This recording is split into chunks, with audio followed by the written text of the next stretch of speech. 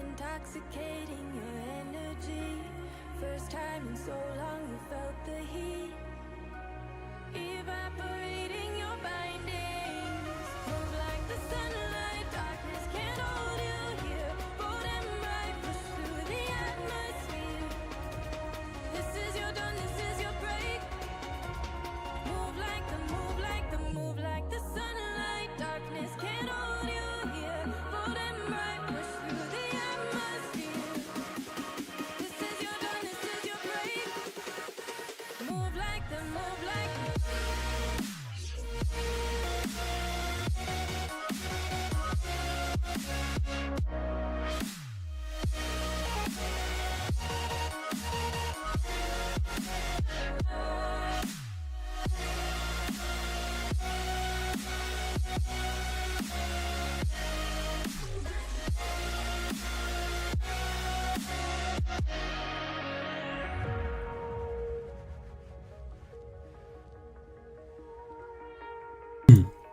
Привет всем. Как настроение, как дела?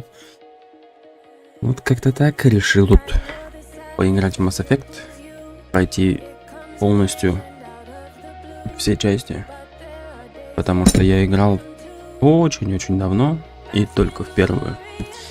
Так что впереди очень много чего интересного. Добро пожаловать и приятного просмотра. Ну, а я долго тянуть не буду резину, потому что мне очень охота поиграть в эту игру. Давайте перейдем к игре. Так, чуть-чуть звук, наверное, убавим или прибавим, даже не знаю. Ладно, пофигу.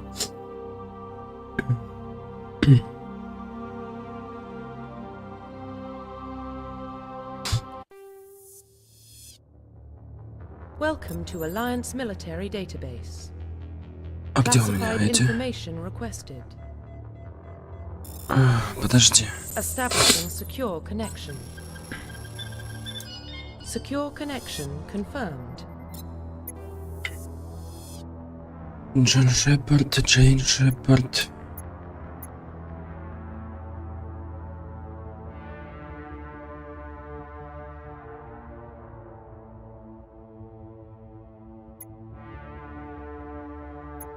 Ну давай, Джон. Please log in to access your profile.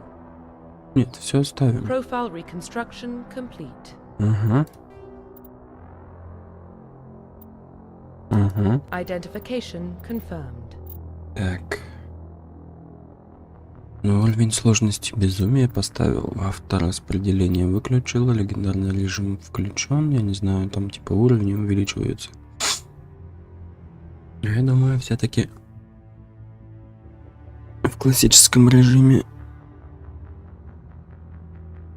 В классическом режиме будет использоваться диапазон уровня от 1 до 60 вместо нового. 1.30. Количество опыта и очков умения остается неизменным. Я не знаю, оставить легендарный, наверное.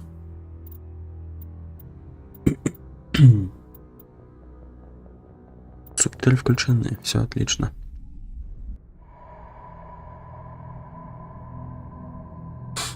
Well, what about Shepard? Earthborn? Так, что же с Шепардом? Родился на Земле, но о родных никаких сведений. Нет у него родных. Он вырос на улице, он научился сам о себе заботиться. Я думаю, я не буду читать. Потому что... Потому... Is that the kind of person we want protecting the galaxy? That's the only kind of person who can protect the galaxy. I'll make the call.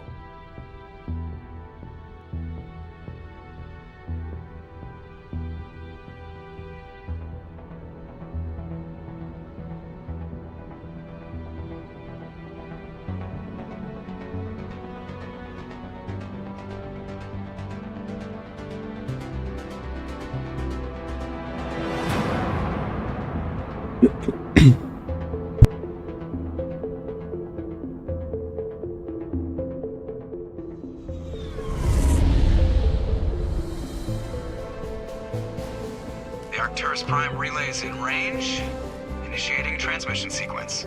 Commander?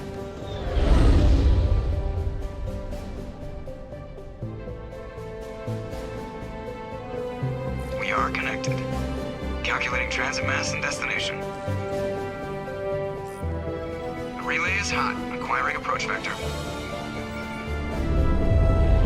All stations secure for transit.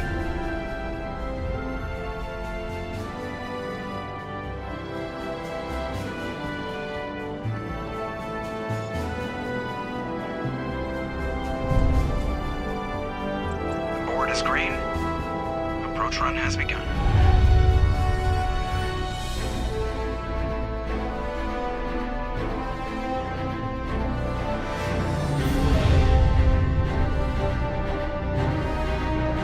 Hitting the relay in 3, 2,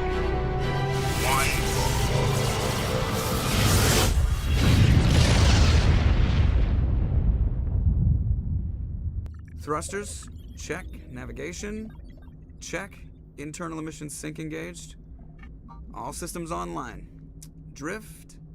Just under 1500K. 1500 is good. Your captain will be pleased. I hate that guy. Nihilus gave you a compliment. So you hate him. You remember to zip up your jumpsuit on the way out of the bathroom? That's good. I just jumped us halfway across the galaxy and hit a target the size of a pinhead. So that's incredible. Besides, Spectres are trouble. I don't like having them on board. Call me paranoid. You're paranoid. The Council helped fund this project. They have a right to send someone to keep an eye on their investment. Yeah, that is the official story. But only an idiot believes the official story. That's enough. You're soldiers. Act like it. Sorry, Commander. Joker, status report. Just cleared the mass relay, Captain. Stealth systems engaged. Everything looks solid. Good. Find a comm buoy and link us into the network. I want mission reports relayed back to Alliance brass before we reach Eden Prime. Aye, aye, Captain. Better brace yourself, sir. I think Nihilus is headed your way. He's already here, Lieutenant. Tell Commander Shepard to meet me in the comm room for a debriefing. You get that, Commander? I'm on my way. Is it me or does the Captain always sound a little pissed off? Only when he's talking to you, Joker.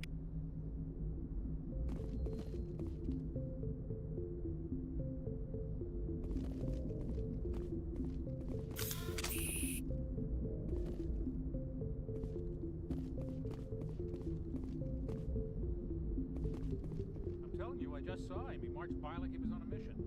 He's a Spectre. They're always dangerous.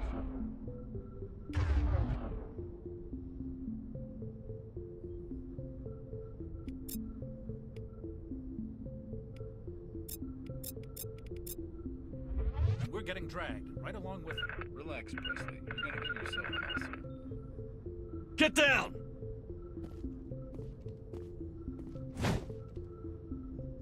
To me!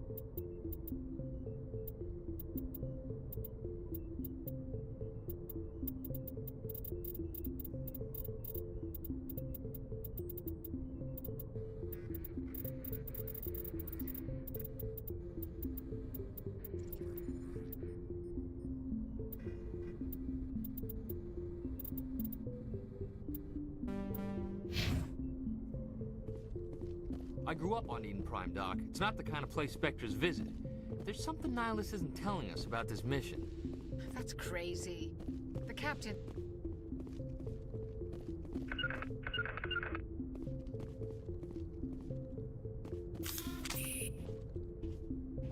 Commander Shepard, I was hoping you'd get here first. It will give us a chance to talk. What about? I'm interested in this world we're going to, Eden Prime. I've heard it's quite beautiful. They say it's a paradise. Yes, a paradise. Serene, tranquil, safe. Eden Prime has become something of a symbol for your people, hasn't it? Proof that humanity can not only establish colonies across the galaxy, but also protect them. But how safe is it really? Do you know something? Your people are still newcomers, Shepard. The galaxy can be a very dangerous place. Is the Alliance truly ready for this?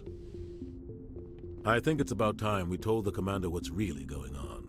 This mission is far more than a simple shakedown run.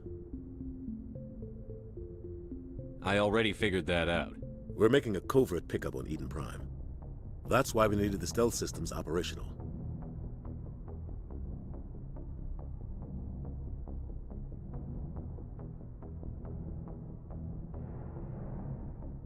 What's the payload, Captain? A research team on Eden Prime unearthed some kind of beacon during an excavation. It was Prothean. What else can you tell me? This is big, Shepard. The last time humanity made a discovery like this, it jumped our technology forward 200 years. But Eden Prime doesn't have the facilities to handle something like this. We need to bring the beacon back to the Citadel for proper study. Obviously, this goes beyond mere human interests, Commander. This discovery could affect every species in Council space.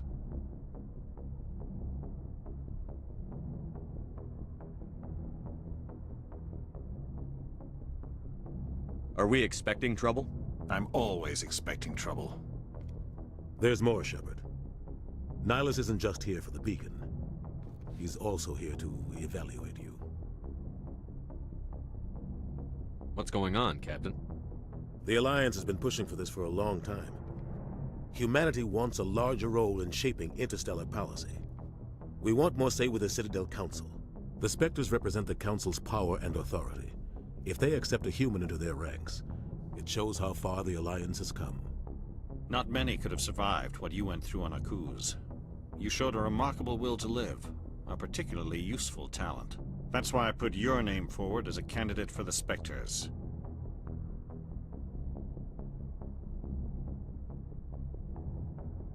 Why would a Turian want a human in the Spectres?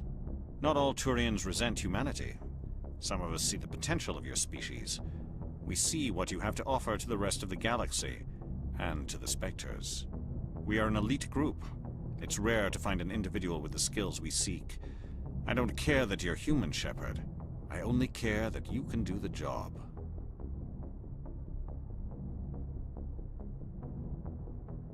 Just tell me what I have to do. I need to see your skills for myself, Commander. Eden Prime will be the first of several missions together. You'll be in charge of the ground team. Secure the beacon and get it onto the ship ASAP. Nihilus will accompany you to observe the mission.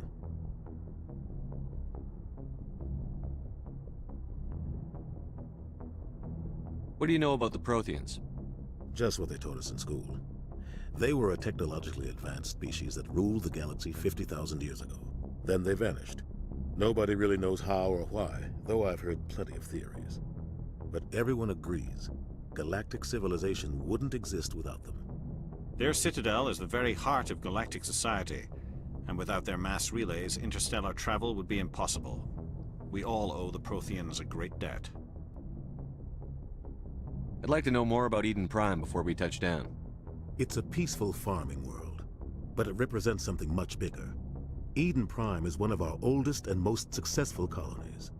It proved we were ready to face the challenges of settling new worlds, to forge a place for humanity beyond Earth. It symbolizes humanity's growth and evolution as a spacefaring species. And after this, it will be known as the world where humans made a discovery of galactic importance. Why is this beacon so important? All advanced galactic civilization is based on Prothean technology, even yours. If we hadn't discovered those Prothean ruins buried on Mars, we'd still be stuck on Earth. That was just a small data cache. Who knows what we can learn from this beacon? What if it's a weapons archive?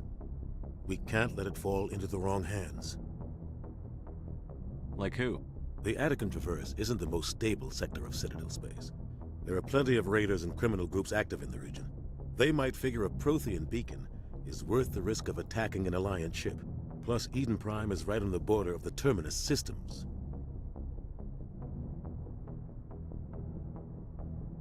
The Attican Traverse is under Citadel protection. If the Terminus systems attack, it's an act of war. Technically, yes. But some of the species in the Terminus might be willing to start a war over this. The last thing the Council wants is to get dragged into a major conflict with the Terminus systems. We have to keep this low-key.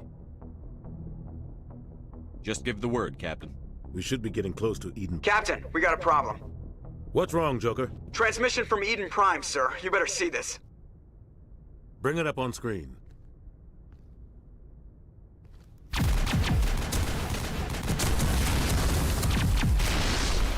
Get down!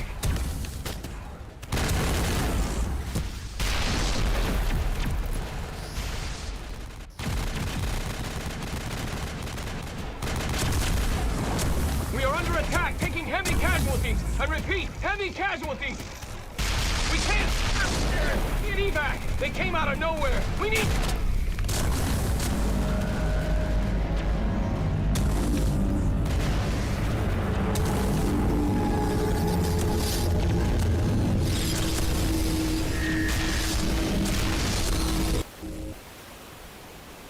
Everything cuts out after that. No comm traffic at all. Just goes dead. There's nothing. Reverse and hold at 38.5.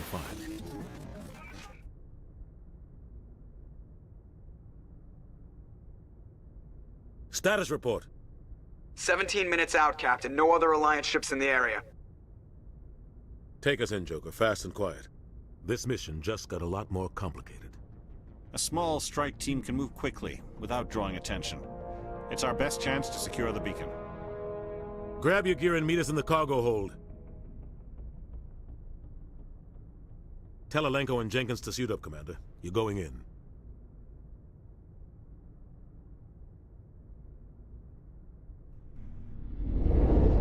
Engaging stealth systems.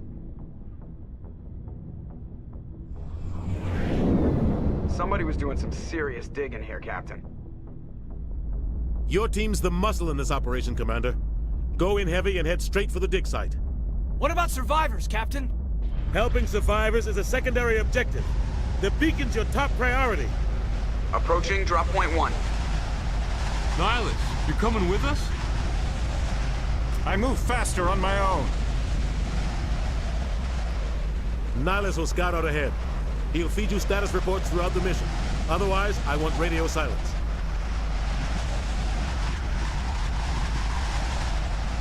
We've got his back, Captain.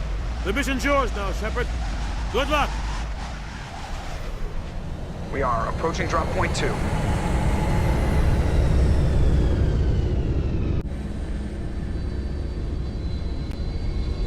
Ship perimeter secure, Commander.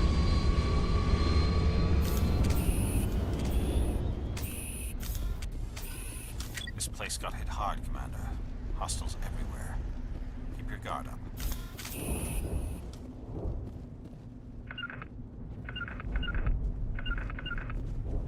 What the hell are those? Gas bags. Don't worry, they're harmless.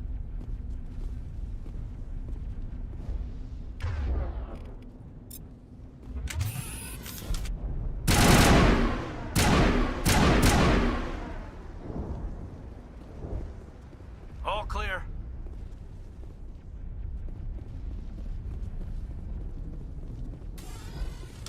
Oh God, what happened here?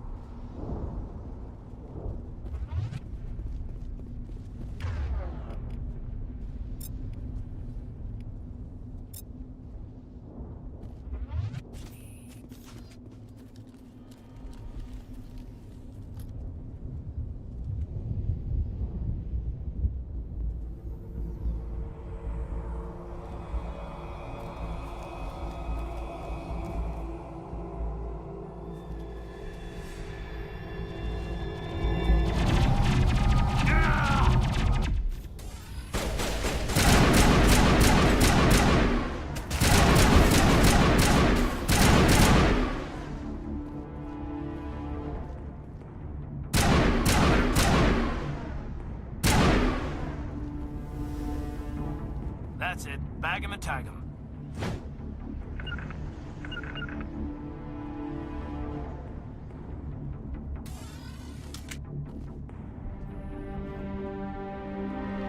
Ripped right through his shields. Never had a chance.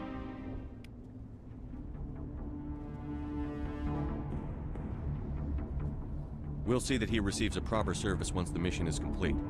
But I need you to stay focused. Aye, aye, sir. Smells like smoke and death.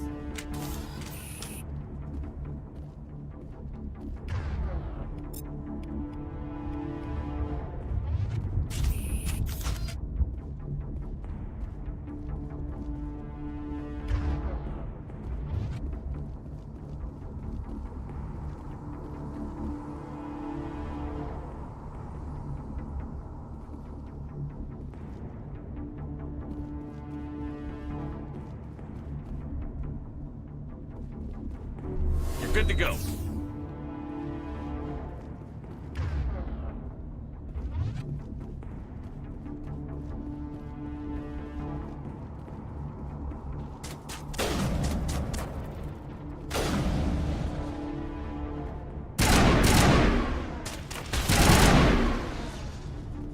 I've got some burned out buildings here, Shepard.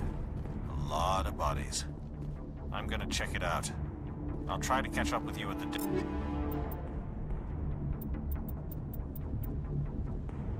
dig site.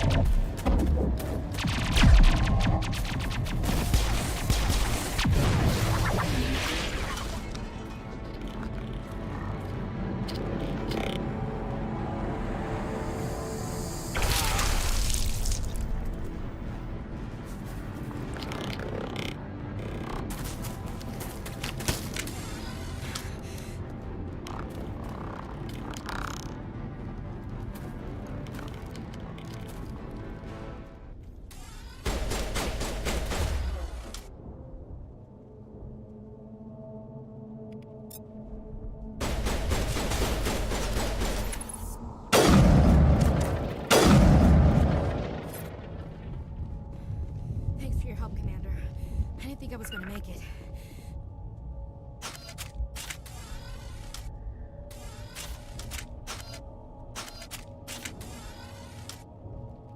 Gunnery Chief Ashley Williams of the 212. You the one in charge here, sir?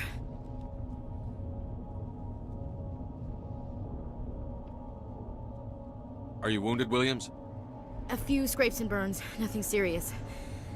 The others weren't so lucky. Oh man. We were patrolling the perimeter when the attack hit. We tried to get off a distress call, but they cut off our communications. I've been fighting for my life ever since.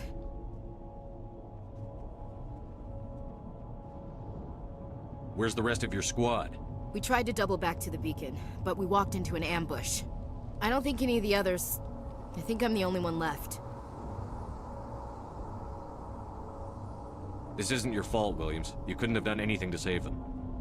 Yes, sir. We held our position as long as we could, until the Geth overwhelmed us. The Geth haven't been seen outside the Veil in nearly 200 years. Why are they here now? They must have come for the beacon. The dig site is close, just over that rise. It might still be there. We could use your help, Williams. Aye, aye, sir. It's time for payback. What else do you know about the Geth? Just what I remember from history class back in school. They're synthetics, non-organic life forms with limited AI programming, created by the Quarians a few centuries ago. They were supposed to be a source of cheap labor, but ended up turning on the Quarians and drove them into exile. Well, after that, they just kind of disappeared behind the Perseus Veil. Nobody's really heard much from them since. Tell me everything you know about the beacon. They were doing some digging out here to extend the monorail and expand the colony. A few weeks ago, they unearthed some Prothean ruins, and the beacon. Suddenly, every scientific expert in the colony was interested. That's when they brought us in to secure the site. I don't know much about the beacon itself, but I heard one of the researchers say this could be the biggest scientific discovery of the century. What happened to the researchers at the dig site? I don't know. They set up camp near the beacon. The 232 was with them. Maybe their unit fared better than mine. Describe what happened leading up to the attack. We were sent out a couple of nights ago from the main colony to secure the area. Seemed like a routine patrol, until the Geth hit us. We never knew they were coming. Have you seen a Turian Spectre around here? There aren't any Turians on Eden Prime. None that I've ever met. Not sure I'd be able to tell if one was a Spectre anyway. If you saw this guy, you'd know. Carries enough firepower to wipe out a whole platoon. Luckily, he's on our side. Sorry. Like I said, no Turians. Move out.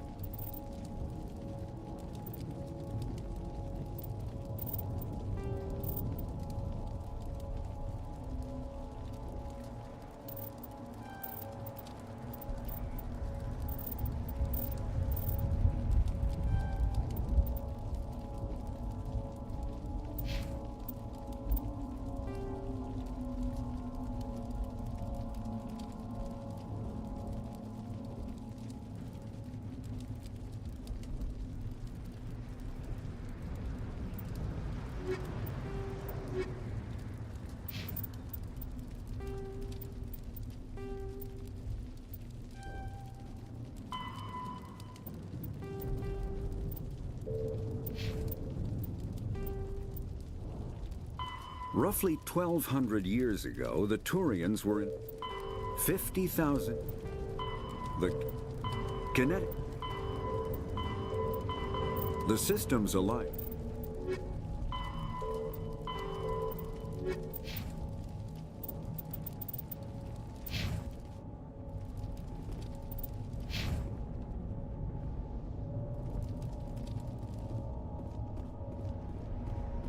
The beacon's at the far end of this trench.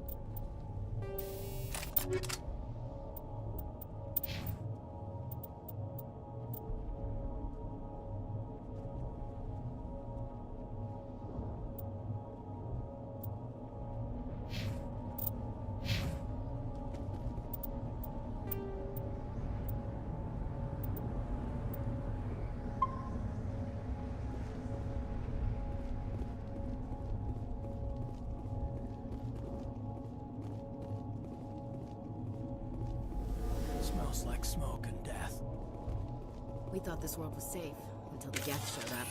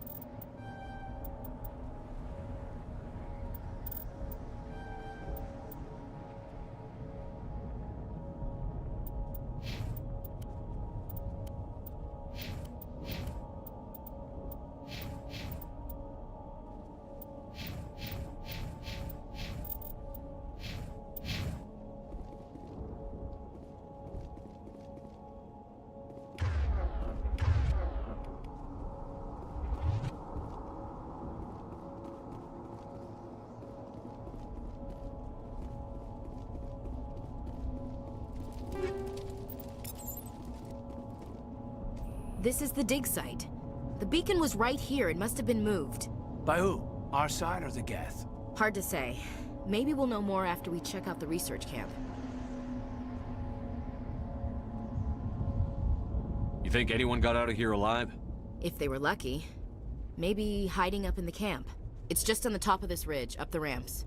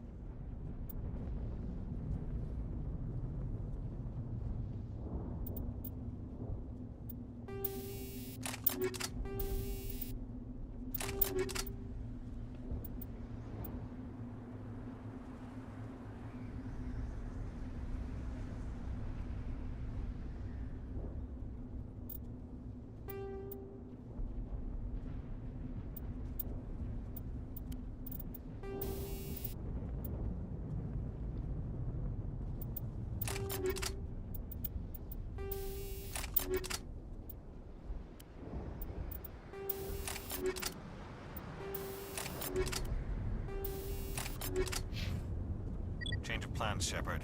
There's a small spaceport up ahead. I want to check it out. I'll wait for you there.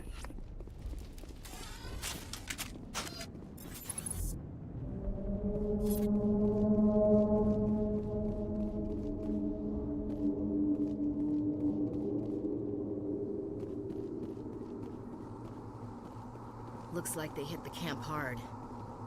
It's a good place for an ambush. Keep your guard up.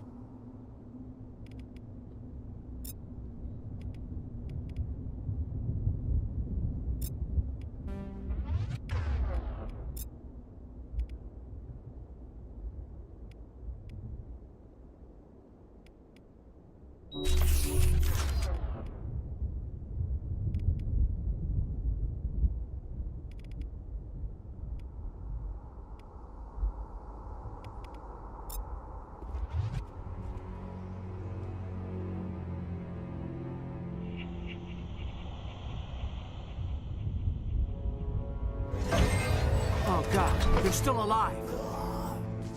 What did the Geth do to them?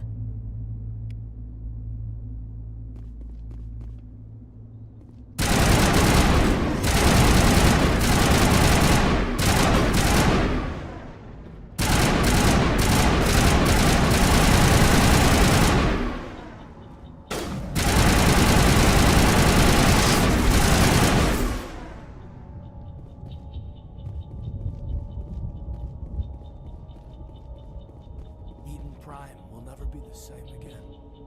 Somebody's gonna pay for this.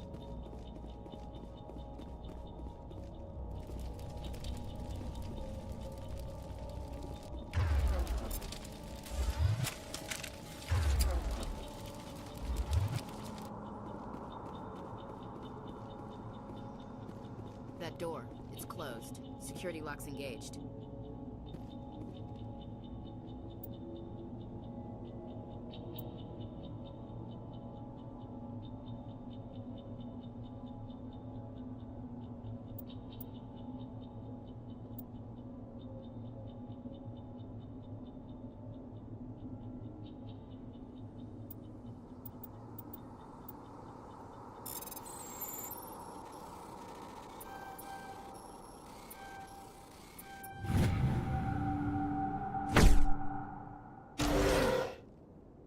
Humans.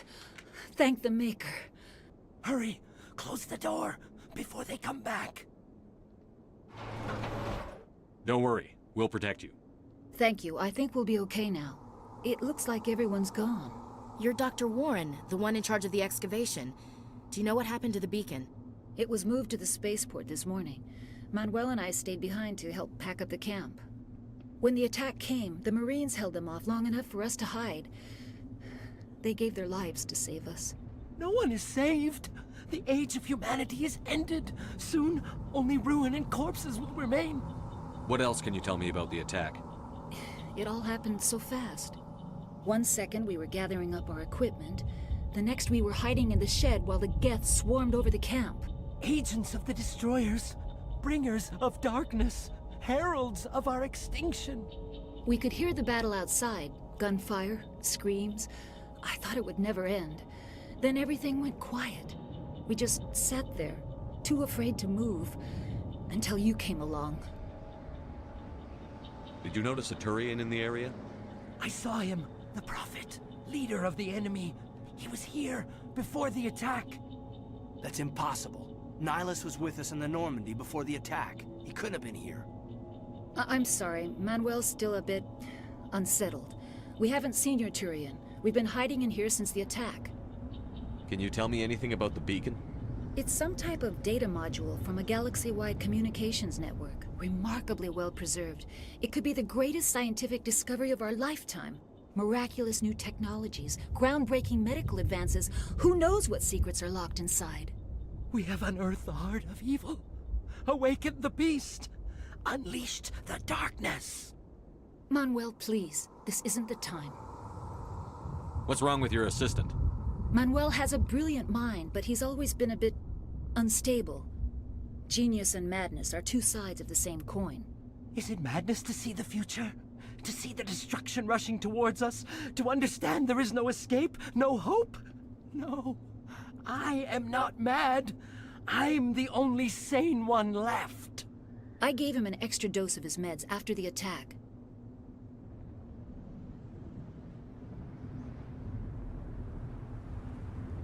Williams, take us to the spaceport.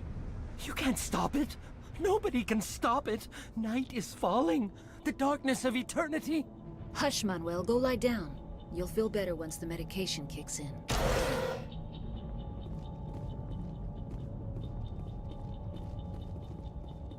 You're wasting your time. The age of humanity is over. Our extinction is inevitable.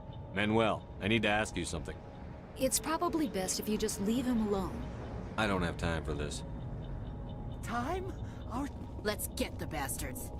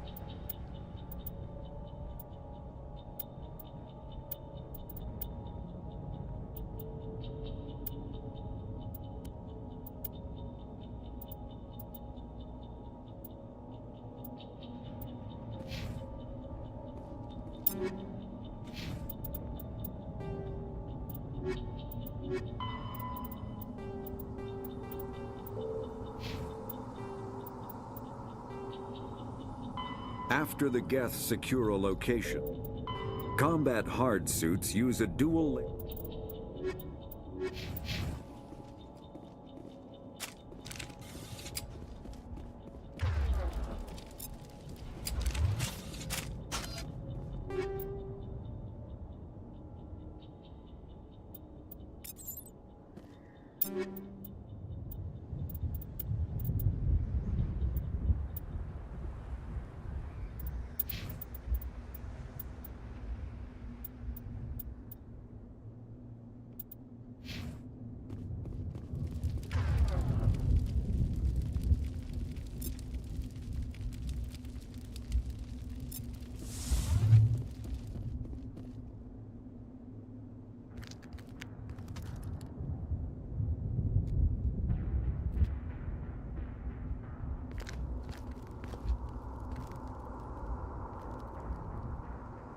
Saren.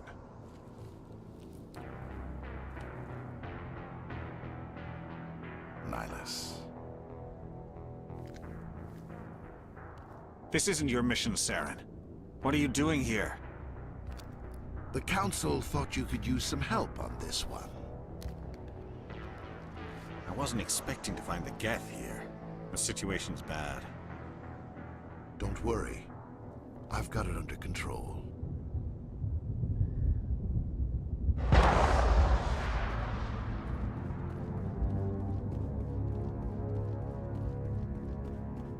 What is that? Off in the distance. It's a ship. Look at the size of it.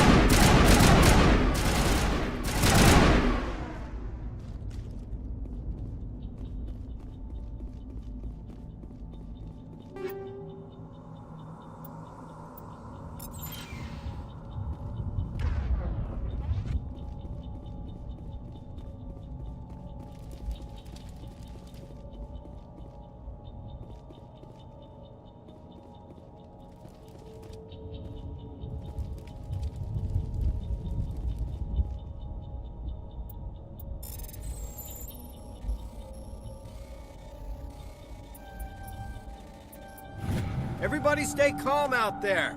We're coming out, we're not armed. Is it safe? Are they gone?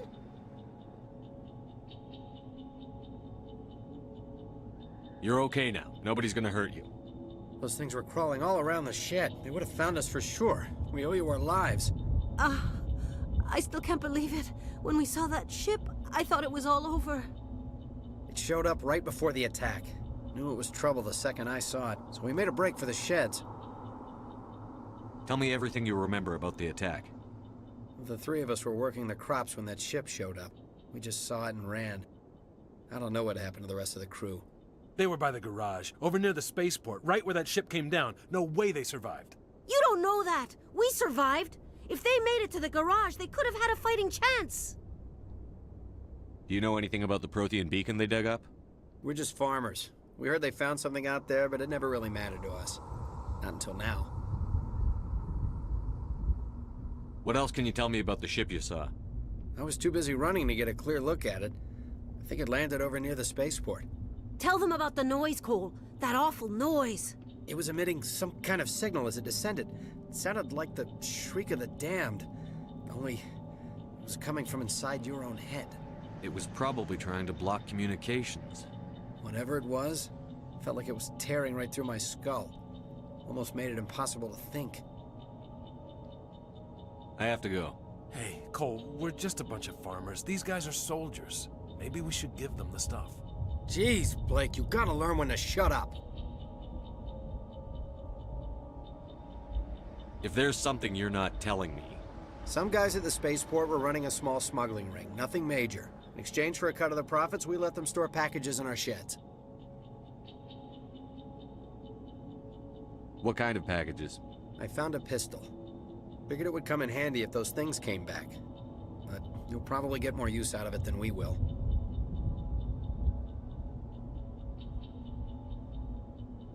We're risking our lives to save this colony. You sure there's nothing else in here that could help us out? Yeah, there's one more thing. I was gonna sell it after this was over, but you probably deserve it more than I do. Who's your contact at the spaceport, Cole? What's his name? He's not a bad guy. I don't want to get him in trouble. Besides, I'm not a snitch.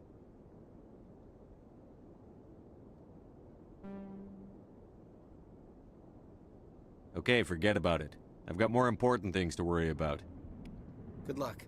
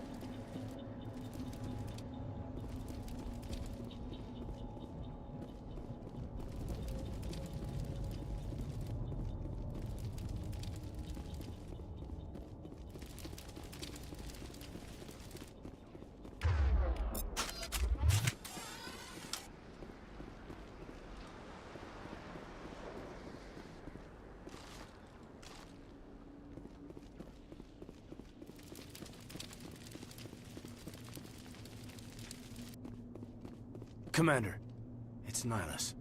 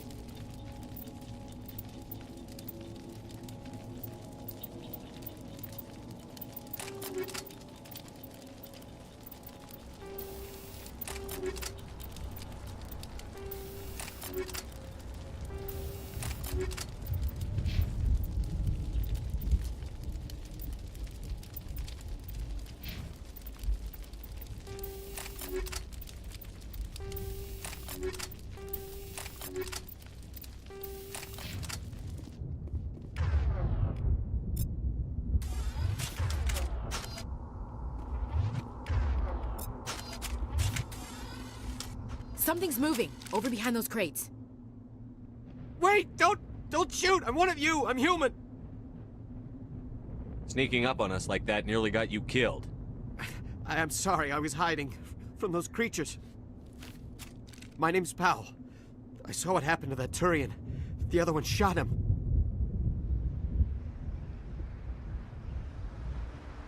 What the hell are you talking about? There were two Turians here. Your friend and another one he called Saren. I think they knew each other. Your friend seemed to relax. He let his guard down. And Saren killed him. Shot him right in the back. I'm just lucky he didn't see me behind the crates. Where'd Saren go after he killed Nihilus? He jumped on the cargo train and headed over to the other platform. Probably going after the beacon. I knew that beacon was trouble. Everything's gone to hell since we found it. First that damn mothership showed up, then the attack. They killed everyone. Everyone. If I hadn't been behind the crates, I'd be dead too. How come you're the only one who survived? Why didn't anyone else try to hide behind the crates? They never had a chance. I was already behind the crates when the attack started. Wait a minute. You were hiding behind the crates before the attack? Sometimes I need a nap to get through my shift. I sneak off behind the crates to grab 40 winks where the supervisor can't find me. You survived because you're lazy? If you hadn't snuck off for that nap, you'd probably be dead just like all the others. Yeah, I guess. I don't really want to think about it. Tell me about the Geth attack. It was quick. 1 minute that ship was descending, the next, those Geth were swarming over the platform, thousands of them. They must have been inside that mothership. They shot anything that moved. It was a massacre. Is there anything else you can tell me about the beacon? They brought it here this morning. We loaded it up onto the train and shipped it to the other platform. Hard to believe that was only a few hours ago. Feels like a whole other life. Tell me about this mothership you saw. I've never seen anything like it before. It was huge. Landed over near that platform. The whole place got dark as it came down. And it was making this noise, this sound that bored right into your brain. That's what woke me up. The attack came a few minutes later. We need to find that beacon before it's too late. Take the cargo train. That's where the other Turian went. I can't stay here. I need to get away from all this.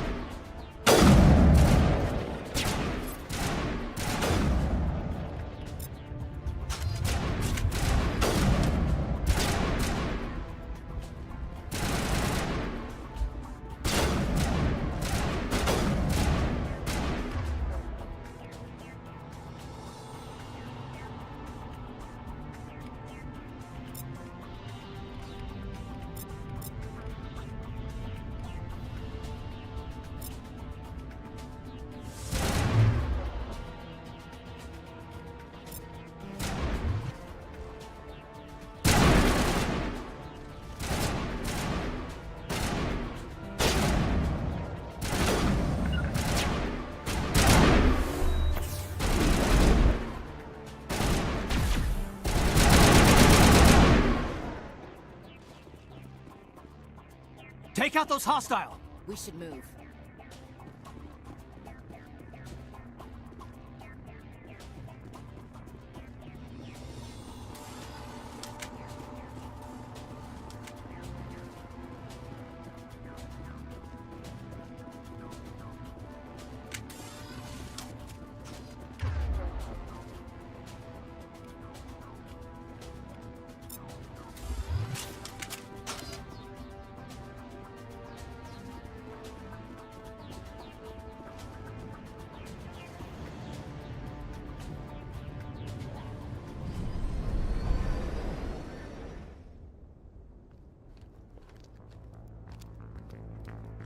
Set the charges. Destroy the entire colony. Leave no evidence that we were here.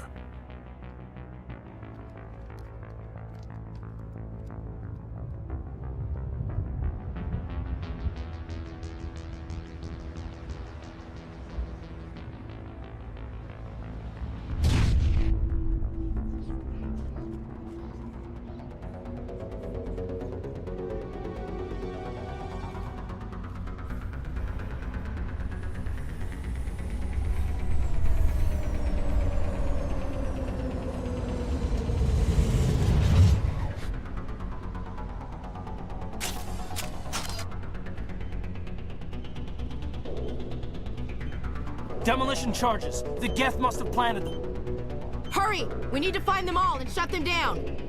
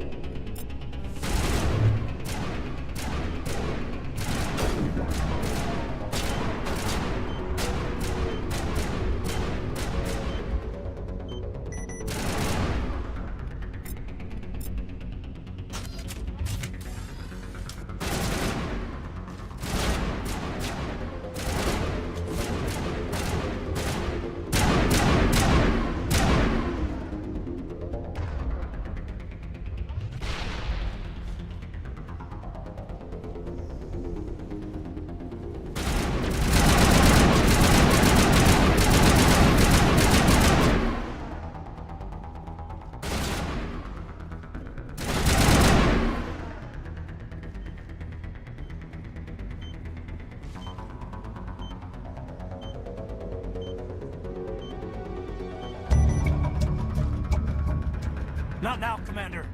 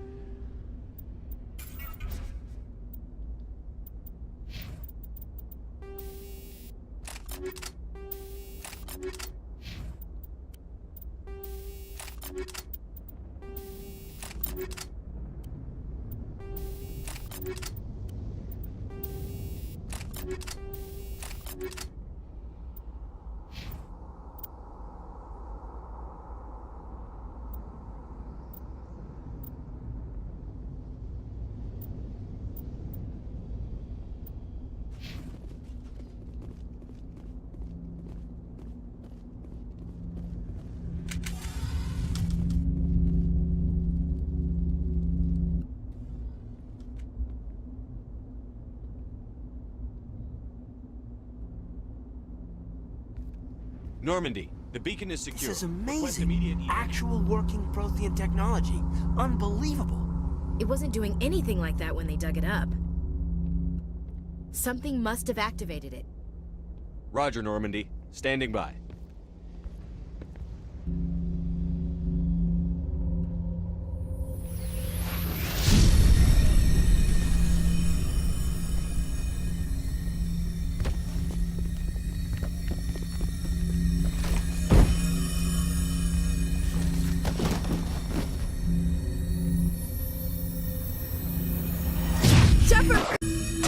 No, don't touch it! Too dangerous!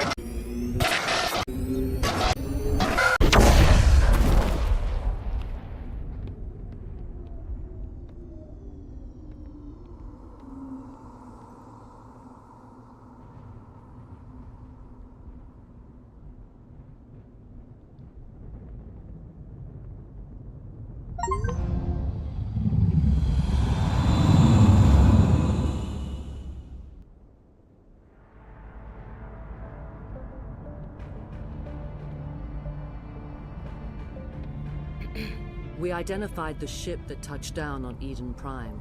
The Normandy, a human alliance vessel. It was under the command of Captain Anderson. They managed to save the colony. And the beacon.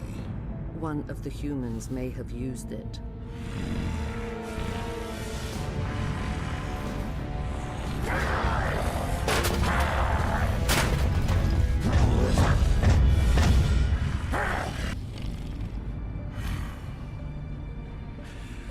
This human must be eliminated.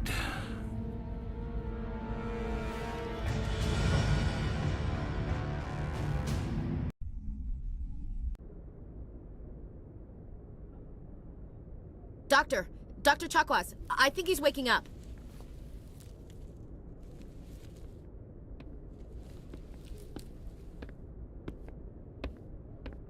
You had us worried there, Shepard. How are you feeling? How did I end up here? How long was I out? About 15 hours.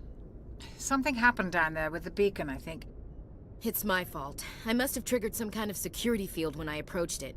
You had to push me out of the way. I expect better of my people, Williams. You endangered our entire mission. Don't be so hard on her, Commander. We have no idea if that's what actually set it off. Unfortunately, we'll never get the chance to find out. The beacon exploded. A system overload, maybe. The blast knocked you cold. The lieutenant and I carried you back here to the ship.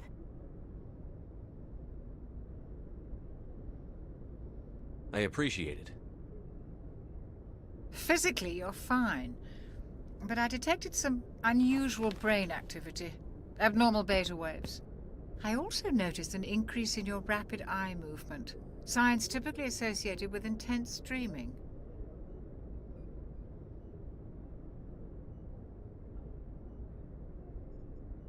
I saw... I'm not sure what I saw. Death? Destruction? Nothing's really clear. I better add this to my report. It may... Oh, Captain Anderson. How's our XO holding up, Doctor? Well, all the readings look normal. I'd say the commander's going to be fine. Glad to hear it. Shepard, I need to speak with you. In private. Aye, Captain. I'll be in the mess if you need me. Sounds like that beacon hit you pretty hard, Commander.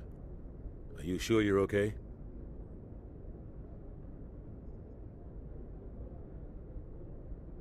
I don't like soldiers dying under my command. Jenkins wasn't your fault. You did a good job, Shepard. Chief Williams isn't part of the Normandy crew. I figured we could use a soldier like her. She's been reassigned to the Normandy.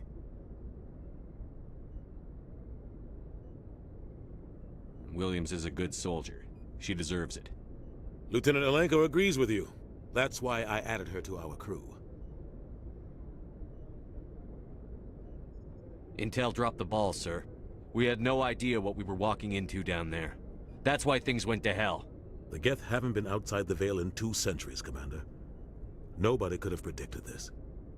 You said you needed to see me in private, Captain? I won't lie to you, Shepard. Things look bad. Nihilus is dead. The beacon was destroyed and Geth are invading. The Council's going to want answers.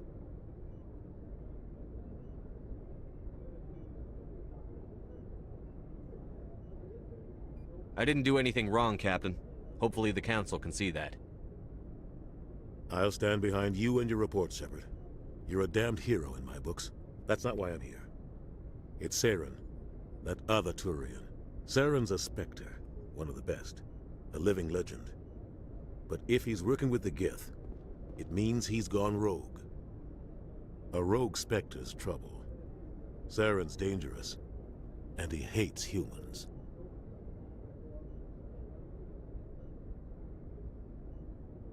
He didn't come to Eden Prime because he hates humans. You're right.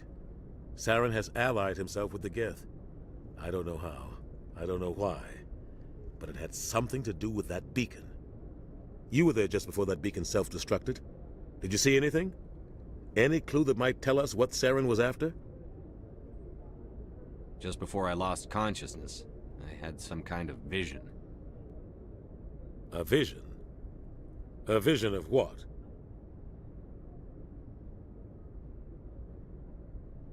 I saw synthetics. Geth, maybe. Slaughtering people. Butchering them.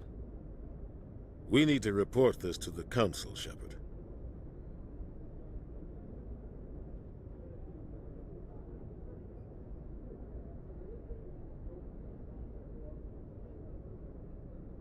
What are we gonna tell him? I had a bad dream? We don't know what information was stored in that beacon. Lost Prothean technology? Blueprints for some ancient weapon of mass destruction? Whatever it was. Saren took it. But I know Saren. I know his reputation is politics. He believes humans are a blight on the galaxy. This attack was an act of war. He has the secrets from the beacon. He has an army of Geth at his command, and he won't stop until he's wiped humanity from the face of the galaxy.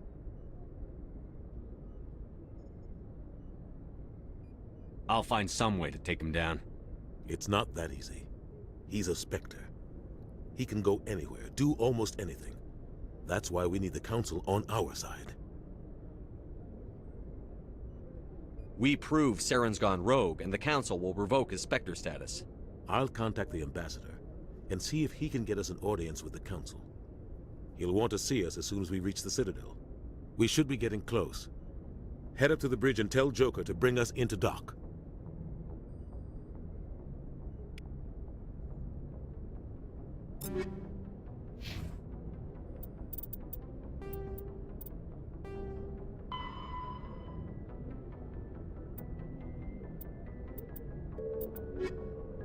Roughly 1,200 years ago, the Turians were invited to join the Citadel Council to fulfill the role of galactic peacekeepers. The Turians have the largest fleet in Citadel space, and they make up the single largest portion of the Council's military forces.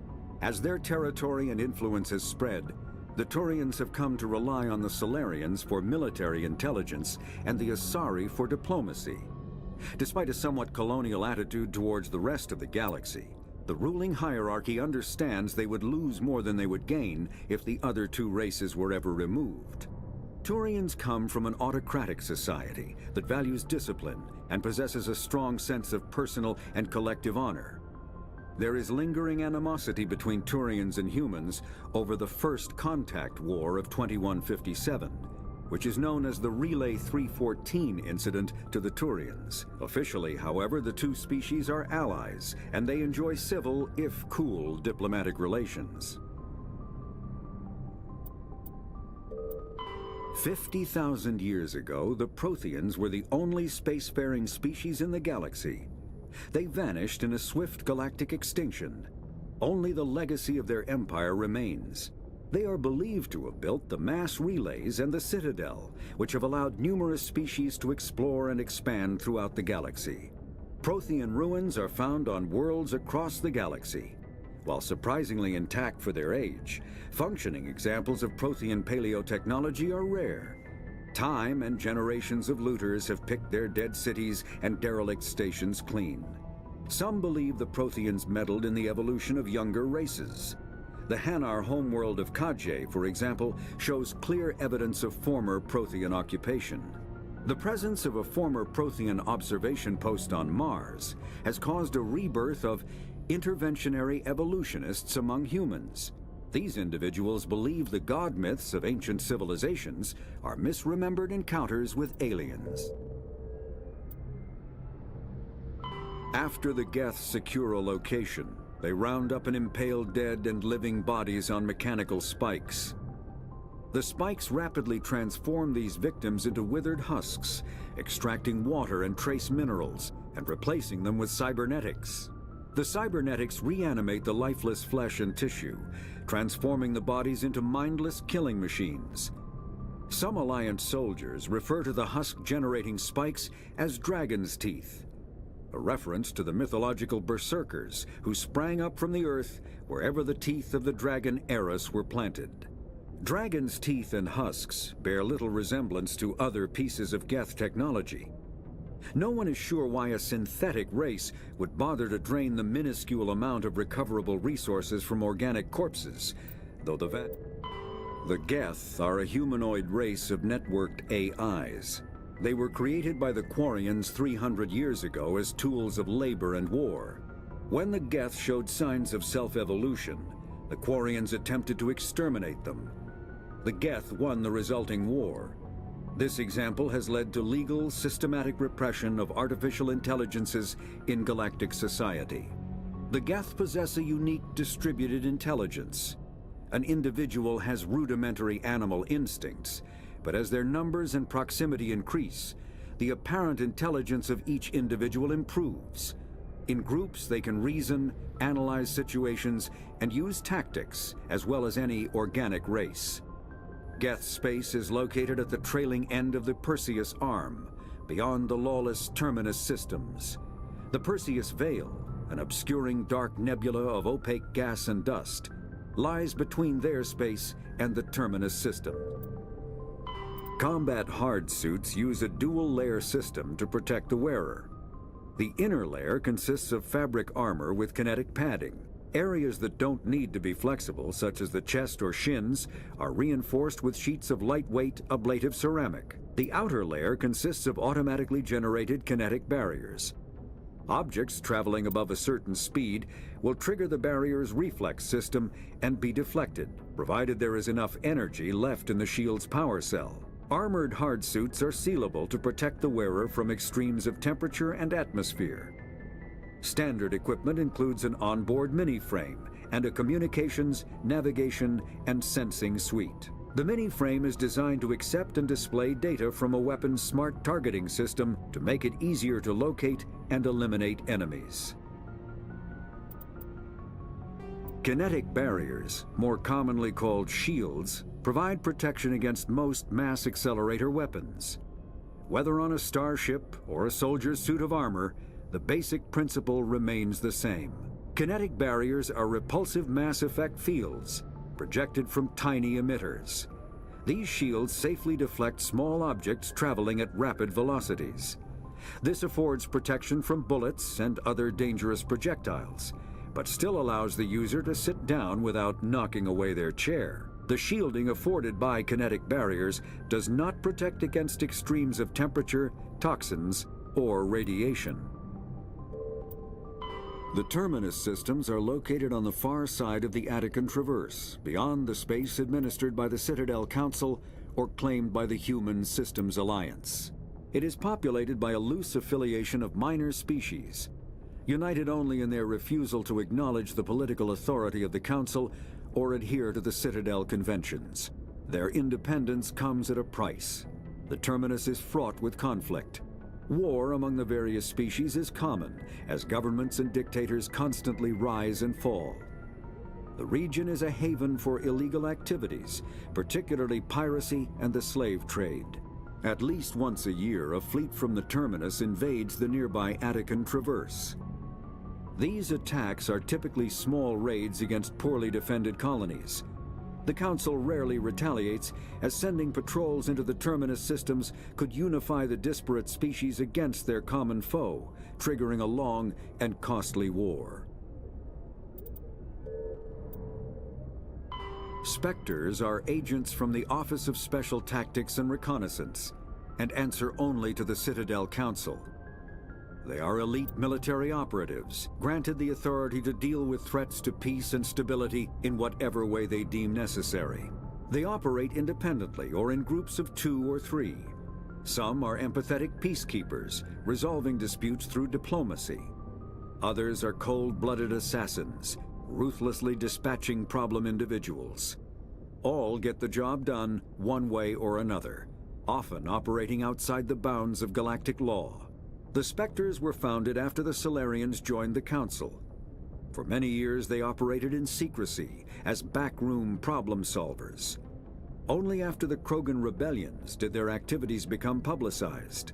Assignment of a Spectre is less contentious than a military. The Citadel is an ancient deep space station, presumably constructed by the Protheans. Since the Prothean extinction, numerous species have come to call the Citadel home. It serves as the political, cultural, and financial capital of the galactic community.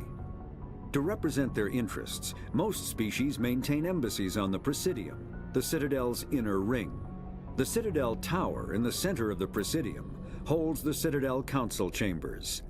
Council affairs often have far-reaching effects on the rest of the galactic community. 5 arms, known as the wards, extend from the Presidium. Their inner surfaces have been built into cities, populated by millions of inhabitants from across the galaxy. The Citadel is virtually indestructible. If attacked, the station can close its arms to form a solid, impregnable shell. For as long as the station has existed, the Systems Alliance is an independent supranational government representing the interests of humanity as a whole. The Alliance is responsible for the governance and defense of all extrasolar colonies and stations. The Alliance grew out of the various national space programs as a matter of practicality. Sol's planets had been explored and exploited through piecemeal national efforts. The expense of colonizing entire new solar systems could not be met by any one country. With humans knowing that alien contact was inevitable, there was enough political will to jointly fund an international effort. Still, the Alliance was often disregarded by those on Earth until the First Contact War. While the national governments dithered and bickered over who should lead the effort to liberate Shanxi, the Alliance fleet struck decisively. Post-war public approval gave the...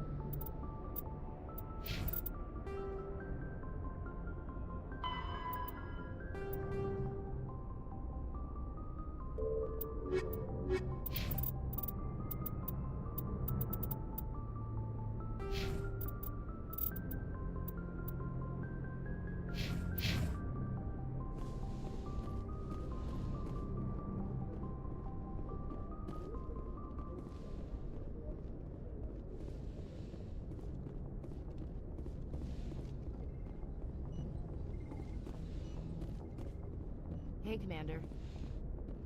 I'm glad you're okay, Commander. The crew could use some good news after what happened to Jenkins.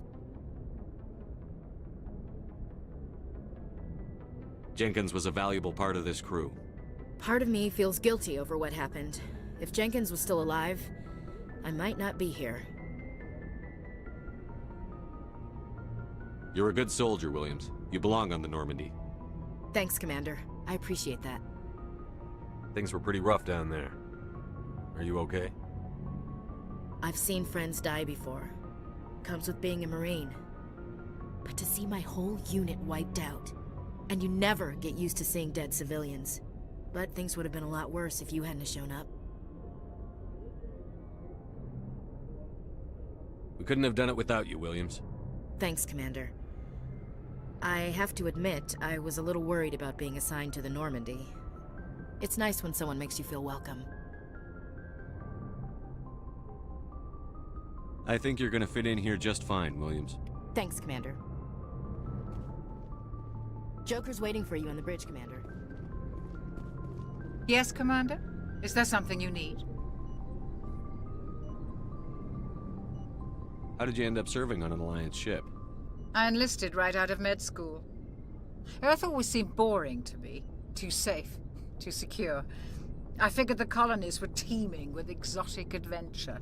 I wanted to travel the stars, tending the wounds of tough soldiers with piercing eyes and sensitive souls. Turns out military life isn't quite as romantic as I'd imagined. But humanity needs the Alliance if we want to keep expanding through the Traverse, and the Alliance always needs good doctors. So I stayed on to do my part. Ever think you made the wrong choice? Sometimes I think about opening a private practice back on Earth, or maybe taking a position at one of the new med centers out in the colonies. But there's something special about working on soldiers. If I left the Alliance now, I'd feel like I was abandoning them. What do you know about Captain Anderson? I've served with him for a few tours now. He knows when to let things slide and when to crack the whip. The crew knows he's seen pretty much anything they'll ever run into. And he cares about the people under his command.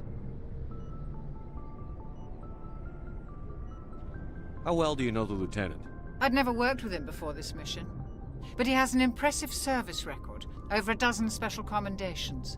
Tends to keep to himself, though. Maybe because of the headaches. It's not easy being an L2. What does that have to do with it? Well, most biotics now use the L3 implants. Lieutenant Alenko was wired with the old L2 configuration. Sometimes there are complications. What kind of complications? Severe mental disabilities, insanity, crippling physical pain. There's a long list of horrific side effects. Caden's lucky. He just gets migraines. I should go. Goodbye, Commander.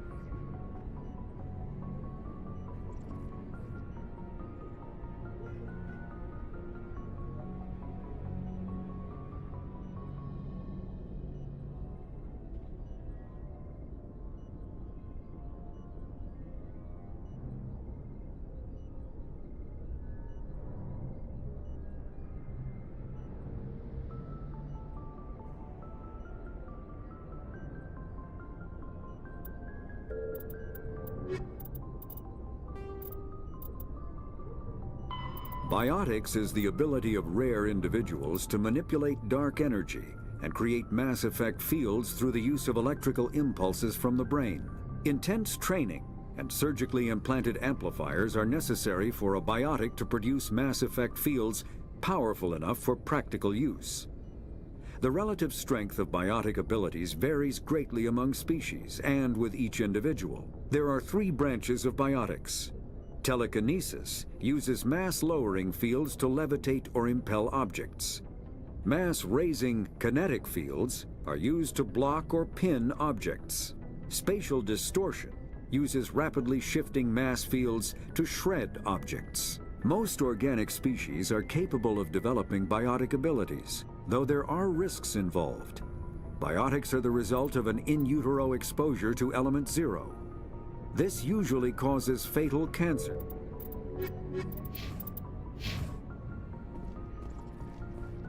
Glad to see you're okay, Commander.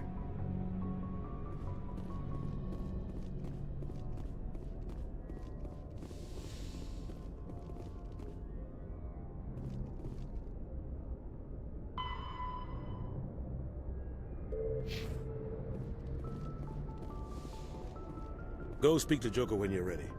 Tell him to bring the Normandy into dock.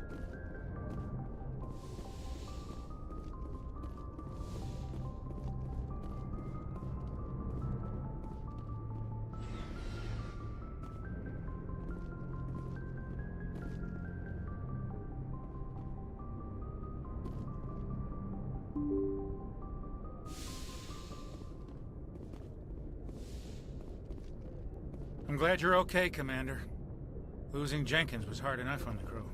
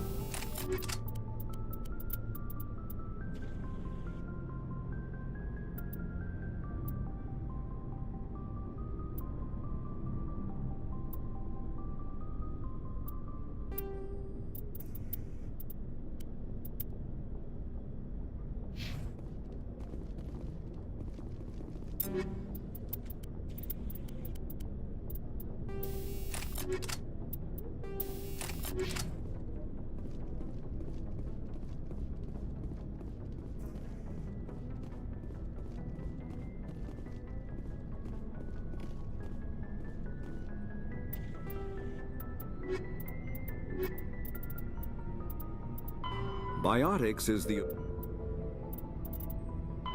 Mako infantry fighting vehicle was designed for the System Alliance's frigates. Though the interior is cramped, an M35 is small enough to be carried in the cargo bay and easily deployed on virtually any world. With its turreted 155mm mass accelerator and coaxially mounted machine gun, the Mako can provide a fire team with weapon support as well as mobility. Since Alliance Marines may be required to fight on any world, the Mako is environmentally sealed and equipped with microthrusters for use on low-gravity planetoids. The Mako is powered by a sealed hydrogen-oxygen fuel cell and includes a small Element Zero core. While not large enough to nullify the vehicle's mass, the core can reduce it enough to be safely airdropped. When used in conjunction with thrusters, it also allows the Mako to extricate itself from difficult terrain.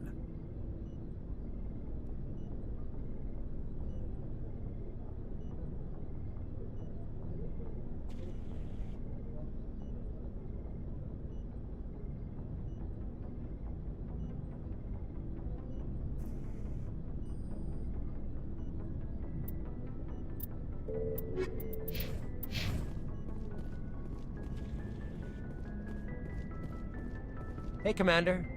Looking for some extra supplies before you head out? What have you got? Whatever you want. Armor, weapons, mods. It's not standard Alliance issue, but that's not necessarily a bad thing. Well, as long as you don't mind paying for it. Why should I pay you for my weapons and armor? My stuff doesn't come from the Alliance. I have to purchase it myself, and it's not cheap. Hell, the licenses alone have set me back more than I'd like. But no licenses, no goods. Without the goods, I'm out of a job. What are licenses? Why do you need them? Manufacturers sell licenses. Each license allows me to buy and sell a certain brand of products. I already have several basic ones, but you'll need to buy more if you want me to bring in different brands. Many of the best licenses are hard to get, but they're well worth the cost if you can find them. What do the different manufacturers offer? There are too many for me to keep track of, but each license will explain what it's good for.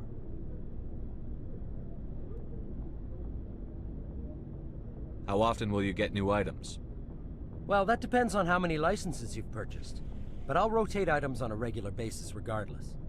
And anytime we land someplace with a big enough port, I'll buy, sell, and trade whatever I can. Check back often. I need to move items quickly, so only the most basic items will be stocked consistently. Let's see what you've got. You bet, Commander.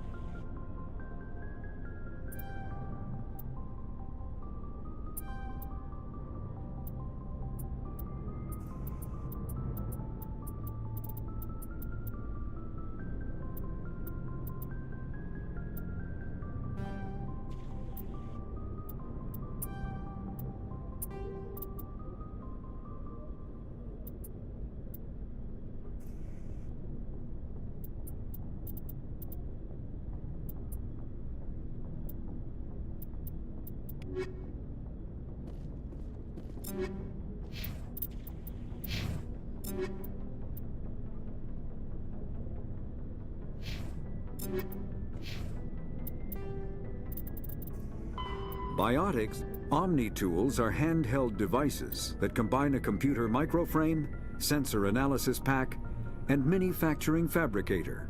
Versatile and reliable, an Omni-tool can be used to analyze and adjust the functionality of most standard equipment, including weapons and armor, from a distance. The fabrication module can rapidly assemble small three-dimensional objects from common reusable industrial plastics, ceramics, and light alloys. This allows for field repairs and modifications to most standard items, as well as the reuse of salvaged equipment. Omni-tools.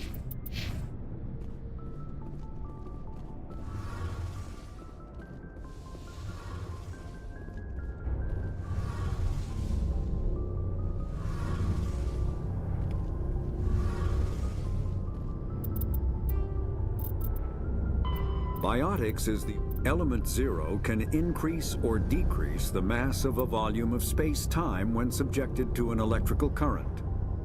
With a positive current, mass is increased. With a negative current, mass is decreased. The stronger the current, the greater the magnitude of the dark energy mass effect. In space, low-mass fields allow FTL travel and inexpensive surface-to-orbit transit. High-mass fields create artificial gravity and push space debris away from vessels. In manufacturing, low-mass fields permit the creation of evenly blended alloys, while high-mass compaction creates dense, sturdy construction materials. The military makes extensive use of mobility-enhancing technologies. With Mass Effect utilizing fighting vehicles standard frontline... Shame about Jenkins.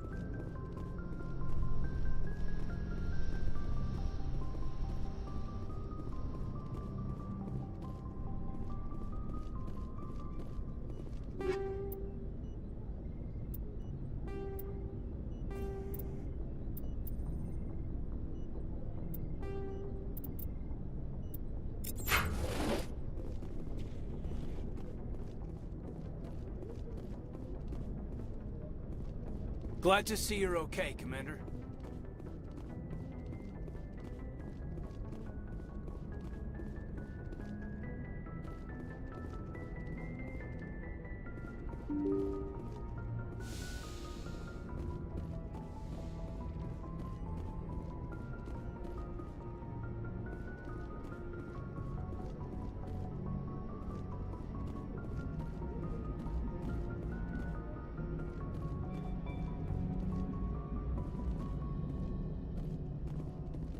Good timing, Commander. I was just about to bring us into the Citadel. See that taxpayer money at work.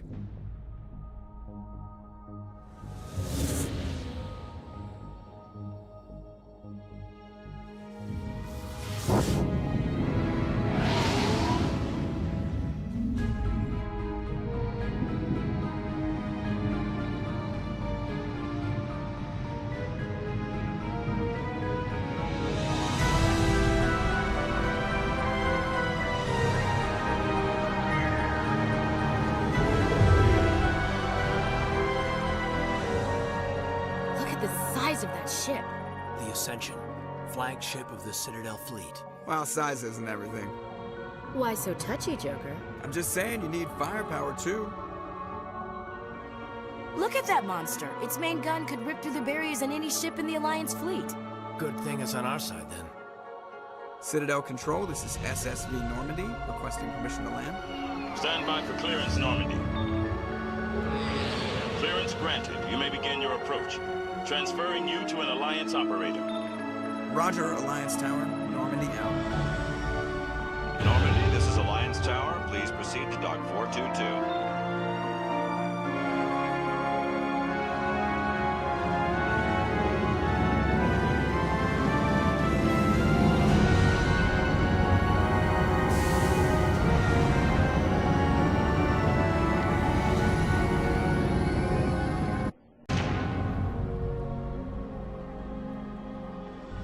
This is an outrage! The Council would step in if the Geth attacked a Turian colony? The Turians don't found colonies on the borders of the Terminus systems, Ambassador. Humanity was well aware of the risks when you went into the Traverse. What about Seren? You can't just ignore a rogue Spectre. I demand action! You don't get to make demands of the Council, Ambassador. Citadel Security is investigating your charges against Seren. We will discuss the CSEC findings at the hearing, not before. Captain Anderson, I see you brought half your crew with you. Just the ground team from Eden Prime, in case you had any questions. I have the mission reports. I assume they're accurate? They are. Sounds like you convinced the Council to give us an audience. They were not happy about it. Seren's their top agent. They don't like him being accused of treason. Seren's a threat to every human colony out there. If they don't stop him, I will. Settle down, Commander. You've already done more than enough to jeopardize your candidacy for the Spectres. The mission on Eden Prime was a chance to prove you could get the job done. Instead, Nihilus ended up dead and the beacon was destroyed. That's Seren's fault, not his. Then we better hope the CSEC investigation turns up evidence to support our accusations. Otherwise, the Council might use this as an excuse to keep you out of the Spectres. Come with me, Captain. I want to go over a few things before the hearing. Shepard, you and the others can meet us at the Citadel Tower, top level. I'll make sure you have clearance to get in. And that's why I hate politicians.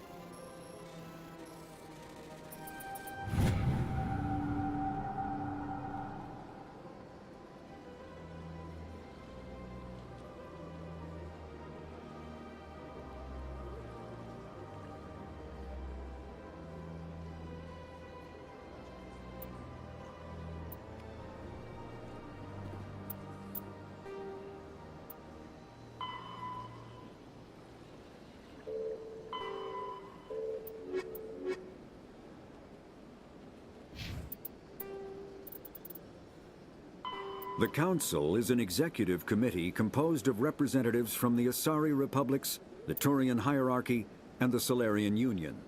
Though they have no official power over the independent governments of other species, the Council's decisions carry great weight throughout the galaxy.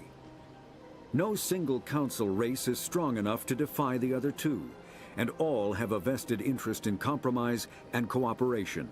Each of the Council species has general characteristics associated with the various aspects of governing the galaxy. The Asari are typically seen as diplomats and mediators. The Solarians gather intelligence and information. The Turians provide the bulk of the military and peacekeeping forces.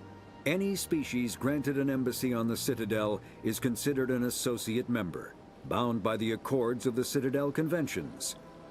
Associate members may bring issues to the attention of the Council.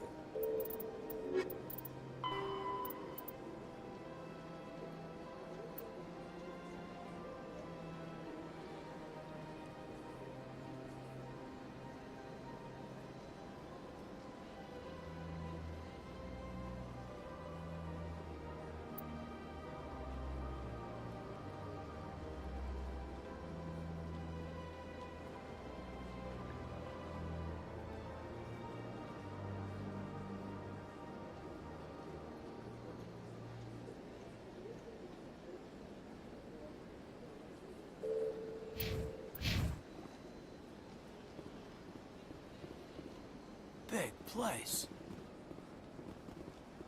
I can't tell the aliens from the animals.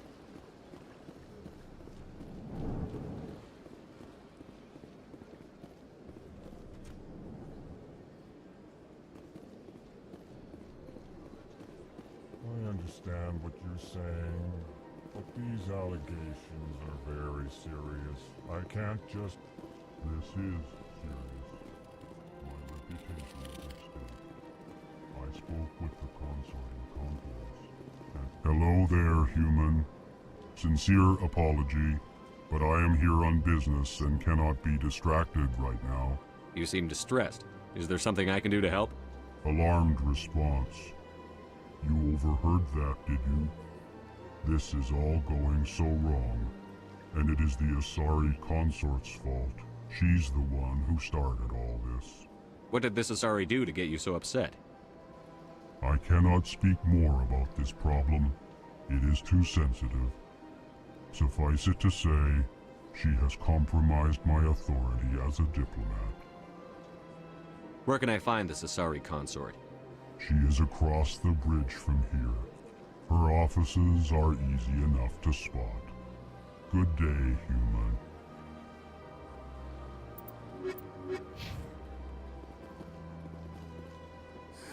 EarthClan, you are in the wrong place, I think. Your ambassador is next door in the large office. Chastising remark. Don't be so rude, Den. At least introduce yourself. I am Din Korlak, Volus ambassador. Is there something I can do for you, EarthClan? What is this place? You are in the embassy for the Volus and the Elcor. Your ambassador is next door, in his own office. In this shared space, I aid my fellow Volus when I'm not being interrupted. I'd like to know more about the Volus. I'm sure our history and culture would bore you, EarthClan. Actually, I would like to know more about your history.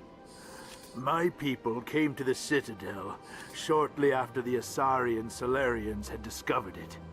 We were instrumental in establishing a standardized galactic economy. However, despite our long association with the Citadel and our many contributions to galactic society, we still do not hold a seat on the Council. Tell me about Volus culture. We are tribal by nature, but our ways are not violent. We barter and trade our lands and tribe members in order to increase status. Larger tribes often engulf smaller ones and eventually split again.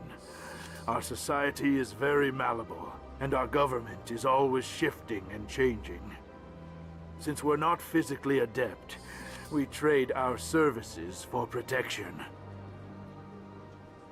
What is it you do here? I look out for the best interests of the Volus people. No easy task considering how often we are overlooked by the Council. Chastising rebuke, Den. The Council favors your species greatly. You are naive. The EarthClan will be invited to the Council long before our species will. Why aren't the Volus or Elcor part of the Council? All species must prove themselves before they join the Council. All but the EarthClans, it would seem. Dismissive. Ignore the Volus ambassador, human. He is incorrect in his assessment. Really? How long have we been waiting? How long do you think we'll continue to wait? Bah, this talk is wasted on the humans. You seem to have a bit of a chip on your shoulder, Din. You humans are new to the Citadel, and yet the Council has granted you great favor. Chastising rebuke, Din.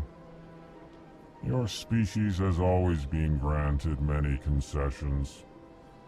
Volus territory has expanded tenfold since coming to the Citadel. Details. We still have no real say in the decisions that affect Citadel space. Goodbye, Ambassador. Yes, yes. Good day, Earth Clan. Pleased greeting. Human, it is always good to see your kind. I am Ambassador Kalen. Genuine query. Is there something I can do for you this day? Why do you explain what you're about to say? Our people communicate less through words and more through scent and slight movements. Plainly, we discovered our vocal expression was not enough to convey the feelings of our conversations to other species. Why do you bother, Kalen? These Earth Clan don't really care about our ways. Remorseful response, Din. You don't truly believe that, and if you do, I am very sorry for you. Tell me more about your species. Genuine enthusiasm. I delight in telling the history of my people. It is agreeable to share our culture with others. Tell me about the history and origins of the Elcor. The Elcor were just beginning to explore Council space when the Asari first made contact with us. With their help, we discovered the relay closest to our system, and from there the Citadel. Regular route to the Citadel, and quickly became one of the more active species living on this great station. I'd like to know more about the culture of the Elcor. Frankly, we Elcor prefer the safety and familiarity of our own colonies to the confines of space travel. Our society is built on small, tight-knit groups. Though we are always welcoming to outsiders, our government tends to be very stable. Our people are not very comfortable with sudden changes. What do you do here? Modestly, I work to bring the problems and the requests of the Elcor groups to the attention of the Council. Ha! They only give us these positions to keep us quiet. The Council doesn't care about our races. Chastising rebuke. Your tone is inappropriate, Din. This human is not to blame for your malcontent or your misconceived suspicions. Goodbye, Ambassador. Sincere farewell. Good day to you, human. Enjoy your time on the Citadel. Sure is peaceful here.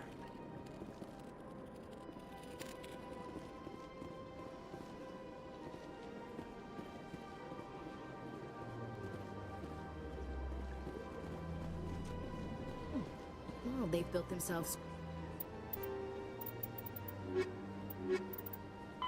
The Volus are a member species of the Citadel with their own embassy, but they are also a client race of the Turians. Centuries ago, they were voluntarily absorbed into the hierarchy, effectively trading their mercantile prowess for Turian military protection. Erun, their homeworld, lies far beyond the normal life zone of its star. However, the world has a high-pressure greenhouse atmosphere that traps enough heat to support an ammonia-based biochemistry. As a result, the Volus must wear pressure suits and breathers when dealing with other species, as conventional nitrogen-oxygen air mixtures are poisonous to them, and in the low-pressure atmospheres tolerable to most species, their flesh will actually split open.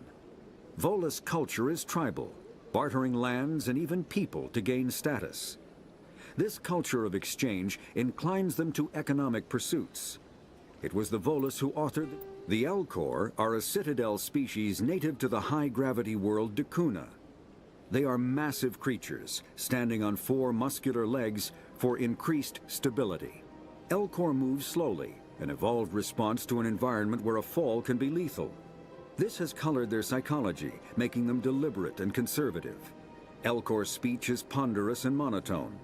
Among themselves, scent, slight movements, and sub-vocalized infrasound convey shades of meaning that make a human smile seem as subtle as a fireworks display. Since their subtlety can lead to misunderstandings with other species, the Elcor often go out of their way to clarify when they are being sarcastic, amused, or angry. Dakuna's high gravity impedes mountain formation, Most of the world consists of flat, open plains, which prehistoric Elcor wandered across in small family bands. Modern Elcor still prefer open sky, and can become restless and uncomfortable on long starship journeys.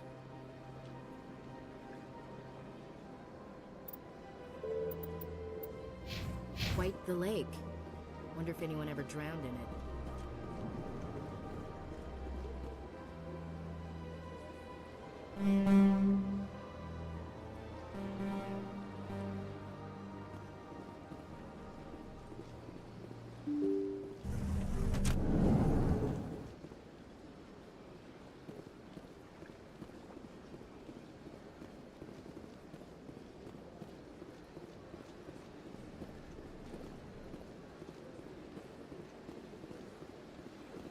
Good day, Commander. The human ambassador is up the stairs, first room on the right. You know who I am? Yes, I receive reports on all newly arrived dignitaries and notable people. What is this place?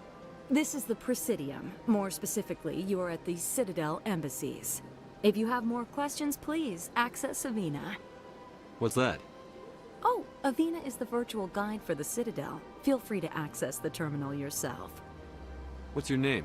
What do you do here? My name is Safiria. I'm the administrative assistant for the embassies. You seem to be distracted. The embassies are the hub of all Citadel politics. When you represent trillions of citizens, it tends to get a little busy. I should be going now. Have a pleasant day. The Asari were the first species to discover the Citadel. When the Solarians arrived, it was the Asari who proposed the establishment of the Citadel Council to maintain peace throughout the galaxy.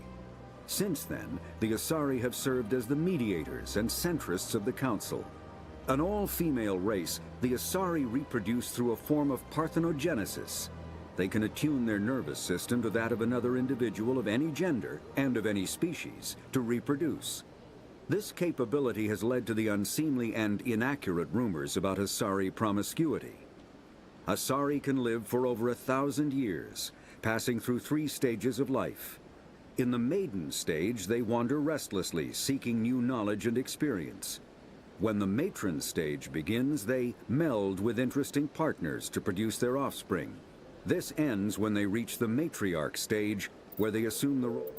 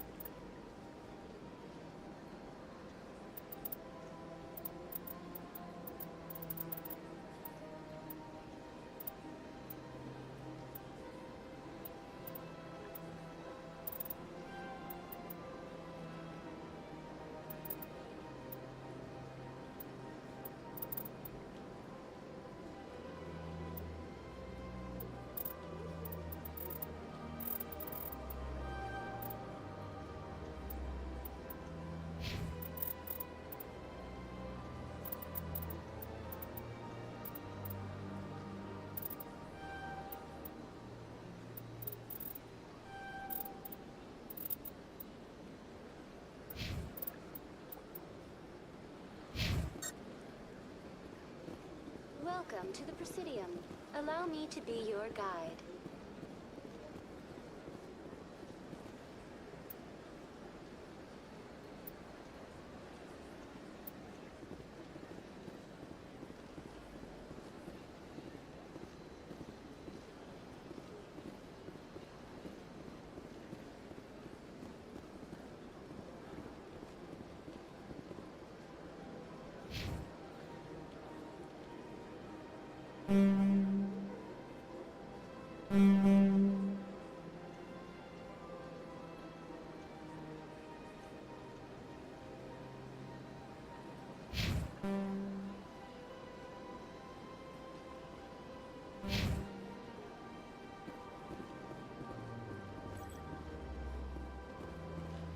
Welcome to the Presidium.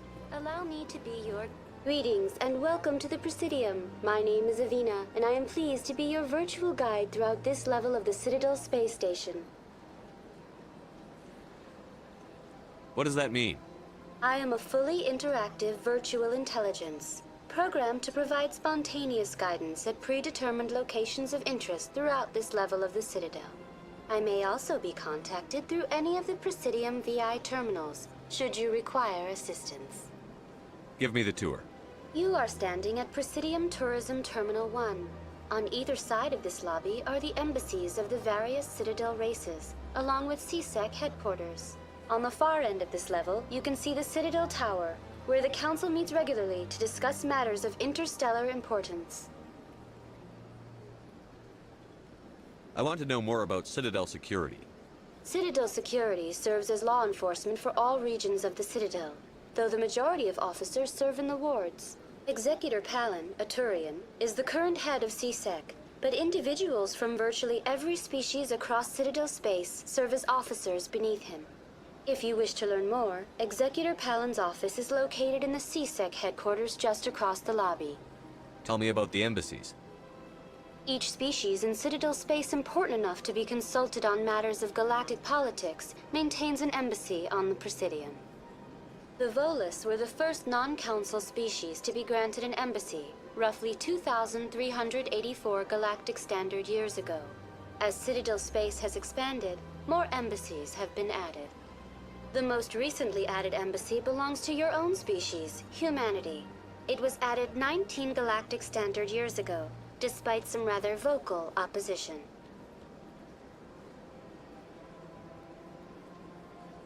Why were people trying to keep my species out? Some species felt humanity was given preferential treatment. It often takes a century or more before a new species is granted an embassy. The Council gave a great deal of thought to this matter. In the end, they decided humanity's impact on Citadel space was significant enough to warrant an embassy. Do you agree with their decision? I am not programmed to make that kind of qualified judgment. My code is limited to information and simple interaction simulations. How come the Volus were the first species given an embassy? In the early years following the formation of the Council, the Volus were, apart from the Asari and Solarians, the most populous and widespread species in Citadel space. They established many new colonies and trading outposts, and they petitioned the Council for a greater role in determining interstellar policy. In recognition of their work to expand interstellar trade and establish a standardized galactic economy, the Volus were granted an embassy here on the Citadel. Why weren't they made a council race? The Council races have extensive responsibilities.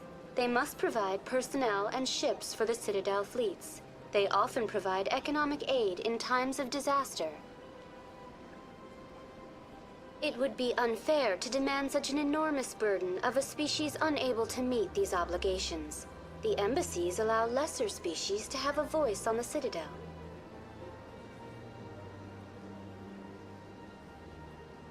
That's pretty damn arrogant. I apologize if my personality has offended you. Please submit all formal complaints in writing to the Citadel Tourist and Visitor Board. Do you know anything about specters? The term Spectre is derived from the branch of Special Tactics and Reconnaissance.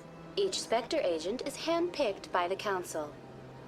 Their primary role is preserving galactic stability and resolving volatile situations that cannot be handled through normal political channels. In this role, they are granted extraterritorial rights and jurisdictions. Spectres answer to no law or authority except the Council itself. What can you tell me about the Citadel Council? Originally, the Council consisted of representatives from the Asari and Solarians, the two dominant species in Citadel space. Roughly 1,304 galactic standard years ago, Turians were invited to join the Council in recognition of the role they played during the Krogan Rebellion. Since then, the three Council races have worked together to ensure the peaceful coexistence of the galactic community, while preserving individual autonomy for each species. It can't be as simple as that. There must be problems somewhere in the system.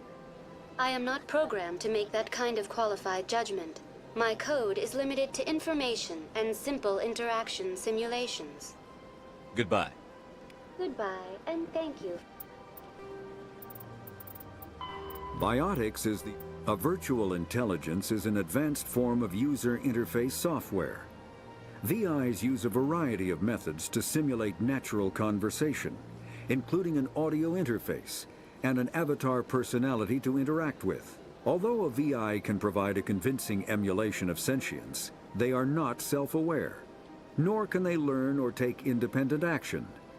VIs are used as operating systems on commercial and home computers. Minimal VI agents are also available. Agents are compact and specialized. Some serve as personal secretaries, filtering calls and scheduling meetings based on user-defined priorities. Others are advanced search engines, propagating themselves across the extranet to collate user-requested data.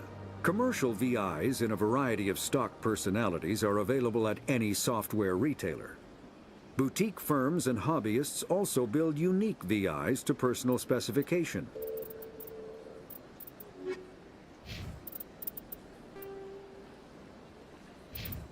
For using Avena, please enjoy your visit to the Citadel.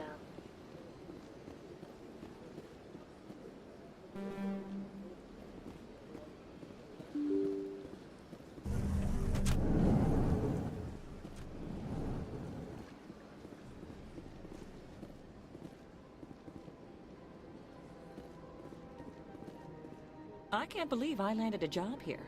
This place is fantastic.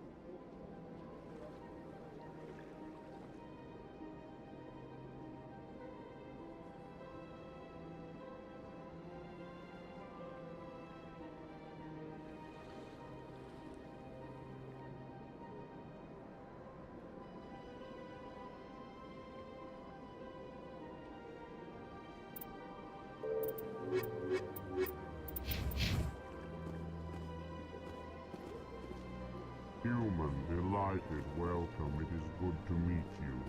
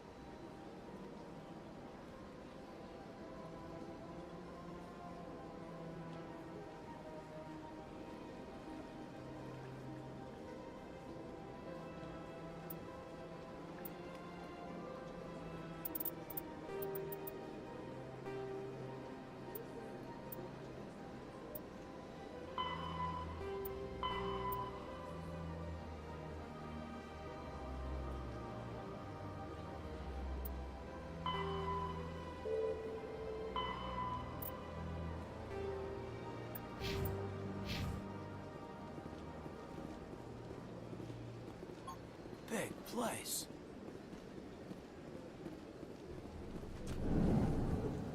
Commander Shepard, I didn't expect to see you here. Did Ambassador Udina send you?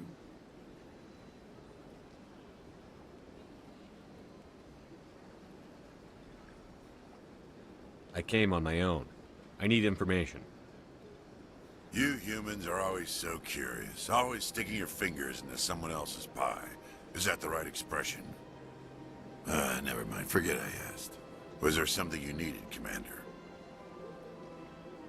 I get the feeling you're not too fond of humans. No, I just don't trust your kind. Not yet. You humans are eager to take all the power you can get, and you're being given a lot.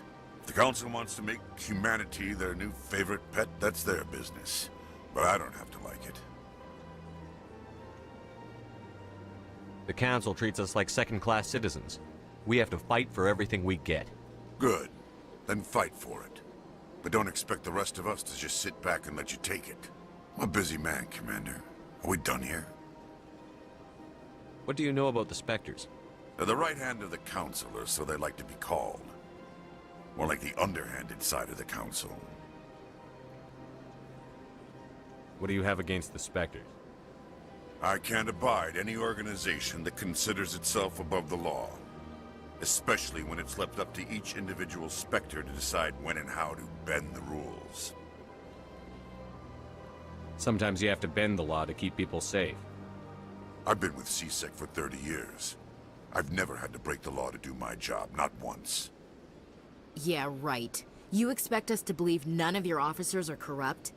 There are over 200,000 CSEC agents. Some of them are going to be bad. But we don't turn a blind eye to corruption like the Spectres do. We do our best to find and punish any officer who breaks the law. Spectres? They'll never come under that kind of scrutiny. The galaxy needs people like that. People who do the dirty jobs. I agree. But they need to be held to a higher standard. They need to be accountable. Saren's out of control. We both know that. But because he's a Spectre, the Council doesn't want to do anything about it. Is that the kind of person this galaxy needs? But not all Spectres are like Saren. True. But the potential is always there. Tell me about CSEC. CSEC provides necessary police and security services throughout the Citadel. We're a civilian government agency, though many of our members have had military training. Of course, as the CSEC representative to the Council, I spend most of my time liaising between the two. Tell me about your investigation into Saren. Sorry, Commander. I don't make a habit of giving out details about ongoing investigations. I'll be going now. Goodbye, Commander.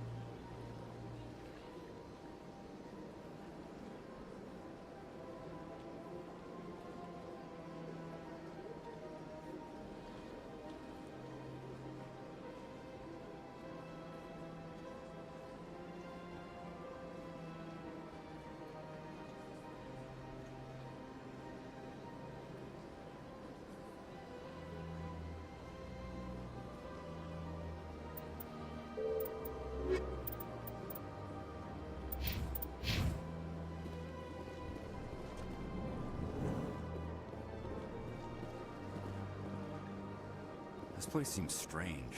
Wish there were more humans around.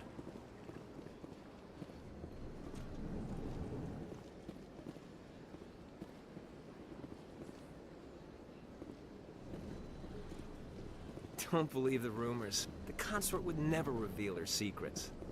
Of course she would. She'd be tossed out the nearest airlock if she did. I suppose. Besides, Nick, the consort's nothing like the girls back on the colonies. She's... You don't have to do it with her. You can just talk to her if you want. Is that all you did, Jazz? Just talk?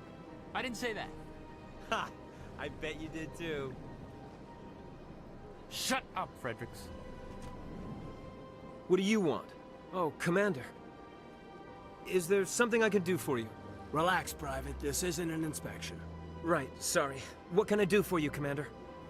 What can you tell me about the Asari consort? Well, she's an Asari who works here as...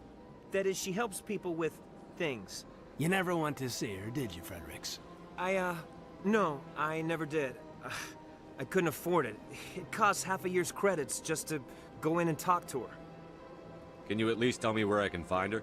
Sure. She's across the bridge from the embassies. Thanks, kid. Have fun. Try not to get into too much trouble. I will. Have fun, that is.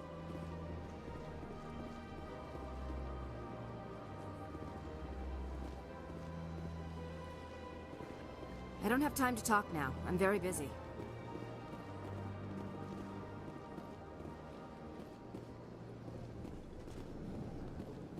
Hello, Commander. Can I get you something?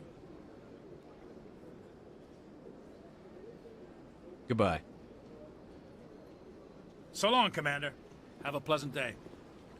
Commander, you here for some information? What's going on around here? Well, you found the embassies. Not much going on here. Across the bridge, you'll find the bank, the Emporium, and Shaira's. If you haven't heard of her, you soon will. If you need supplies, you can try the markets one level below. For entertainment, I'd try Flux or Cora's Den. What is Shaira's? The consort? She entertains clients who can afford her services. Most of the diplomats and ambassadors have visited her at one time or another. She's a very powerful woman, but also very respected. Tell me about Flux and Cora's Den. Well, Flux has gambling and dancing, certainly more lively than this place. Cora's Den, on the other hand, well, let's just say it's livelier and deadlier, all at the same time. Goodbye. So long, Commander. Have a pleasant day.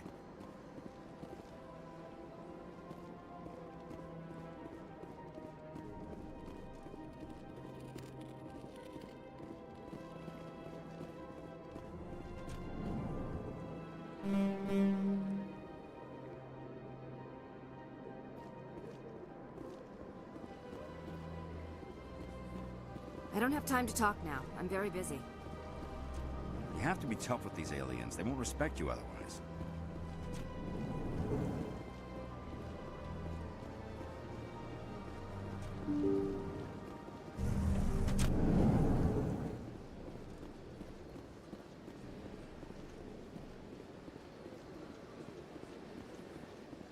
Welcome to Presidium. On the far end of this level, you can see the Citadel Tower, where the... Goodbye. Goodbye, and thank you for using Avina. Please enjoy your visit to the Citadel.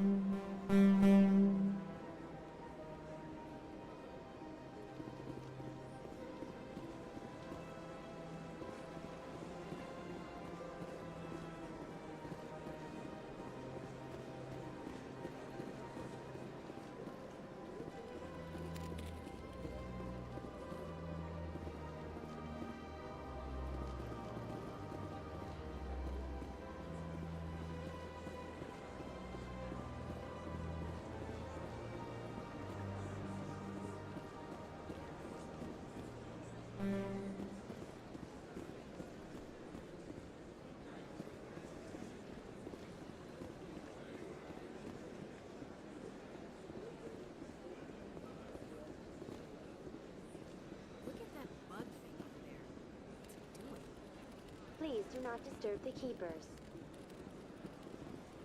Please do not disturb the keepers. Welcome to Presidium Tourism Terminal. Behind me is the spectacular relay monument, a scale model representation of a Prothean mass relay. To your left is one of the keepers, the enigmatic caretakers of the Citadel, working on a control panel. You may see keepers involved in various tasks throughout all levels of the Citadel. We ask that you do not interfere with them in any way. The keepers are essential to the smooth operation of the Citadel. Obstructing their daily work will result in harsh penalties, including incarceration and rehabilitation. Tell me about the relay monument. Discovered by the Asari who first arrived at the Citadel, the relay monument is one of the station's most interesting and controversial features. What is the meaning behind this striking piece of art? Is it a tribute to Prothean vanity? A reminder of their conquest of the galaxy through mass relay technology? Or perhaps it is a symbol of unity, a Prothean acknowledgement that the relays would eventually lead other species here to the Citadel. No one can say for sure, making the relay monument a favorite topic of discussion among academics and scholars. Tell me about the Citadel Tower. Housing both the council chambers and Citadel control, the tower is one of the most important buildings on the station. Access to these areas is restricted to those with the appropriate clearance. What happens in Citadel Control? Citadel Control handles all incoming and outbound transit. Every ship within 2,000 kilometers of the Citadel is under the jurisdiction of Citadel Control. At peak capacity, they are responsible for monitoring upwards of 1,000 vessels. I'd like to hear more about the council chambers. The business of the Council, which often has far-reaching effects on the galactic community, is conducted in a room at the apex of the Citadel Tower. The Council chambers themselves are truly a magnificent sight to behold, though few get to experience the view in person. Typically, only the councilors, ambassadors, and high-ranking officials, along with various support staff, are allowed access. What if someone has business with the council? The average citizen must go through the proper channels if they wish an audience with the council. This is usually arranged through their respective ambassadors. Even then, few are given access to the actual council chambers. In most cases, the ambassador acts on behalf of the citizen. I'm scheduled to have an audience with the council. Only a handful of visitors to the Citadel are ever granted that privilege. I would be jealous, but that is outside the scope of my programming. I'd like to know more about the keepers. Little is known about these peaceful servants of the Citadel, though they are essential to the operation and maintenance of the entire station. Citadel regulations protect the keepers against interference during the performance of their tasks. Failure to comply will result in harsh penalties. Keepers can be seen in all sections of the Citadel, but are typically found in and around the tower. Any particular reason there are so many keepers in this area? The keepers do not communicate with other species.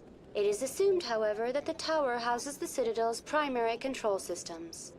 Many of the station's systems, such as navigation and life support, function automatically. It is believed the keepers operate those systems from inside the tower's inaccessible core. The keepers also make frequent appearances in the council chamber itself, though they appear to be just passing through on their way to some other destination. That's all for now.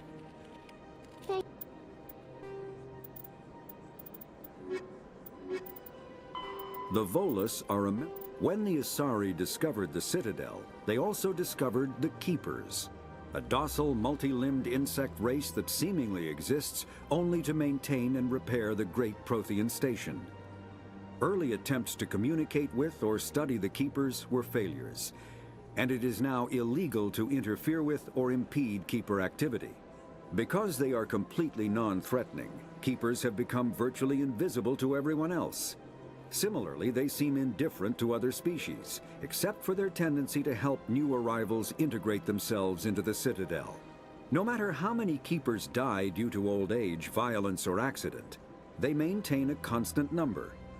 No one has discovered the source of new Keepers, but some hypothesize they are genetic constructs.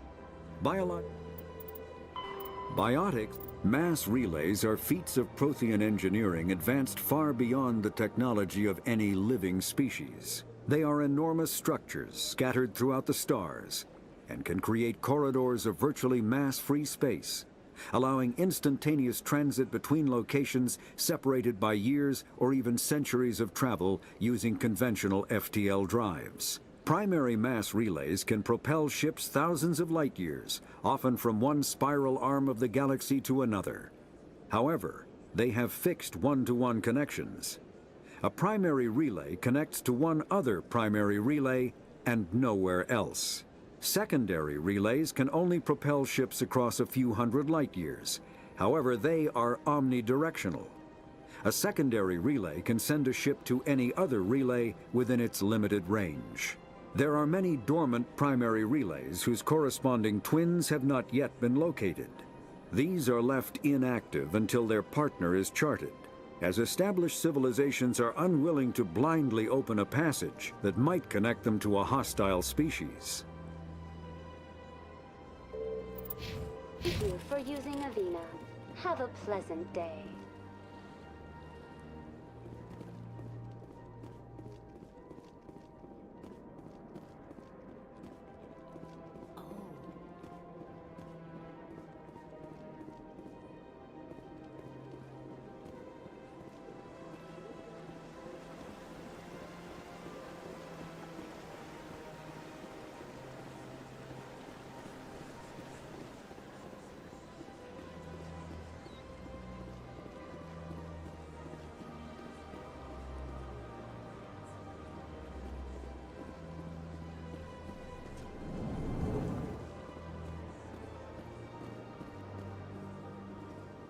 What's this? One of the Earth Clan. Ah, a very famous one, yes? You are the one called Shepard. The tale of how you survived the great tragedy on Akuz is truly remarkable. I am amazed each time I hear it. You've got me at a disadvantage here. Forgive me, Earth Clan. My name is Barla Vaughn. My job makes it necessary for me to keep informed. I am a financial advisor to many important clients here on the Citadel. When someone as important as yourself arrives on the station, I take notice. Tell me more about your job. Galactic finance is incredibly complex. A mix of laws and regulations from dozens of interstellar economies. I'm an expert in how all these economies interact. For a fee, I share my expertise. I also offer premium services for those clients who need someone to conduct business without drawing unwanted attention. Discreet and efficient. That's my motto. Sounds pretty shady. Everything I do falls completely within the bounds of interstellar commerce law. Even so, many of my clients would prefer their transactions remain undisclosed. For example, suppose a Hanar ambassador was petitioning the Council to reduce tariffs on Hanar goods. How would it look if he had money invested in a Hanar exporting company? Even if his true motives were to help his people, he would be accused of advancing the petition for his own personal gain. I can keep his personal finances private.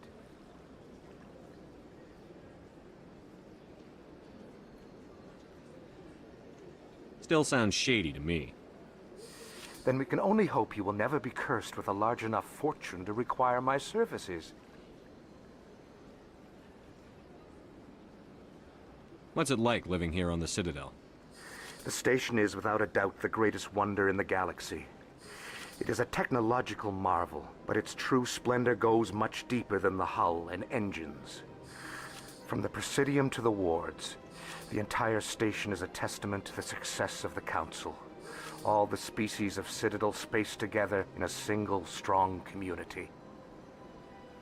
What makes the Presidium so special?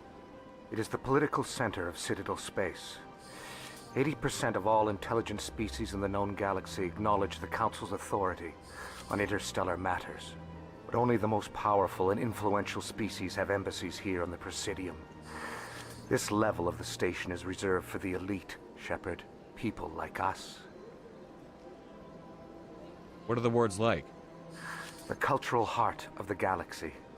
They pulse with the lifeblood of millions of citizens from dozens of different species. You never know what you'll find out in the wards, Commander. It's always full of surprises. Fortunately, most of them are pleasant. I should go. Goodbye, Commander.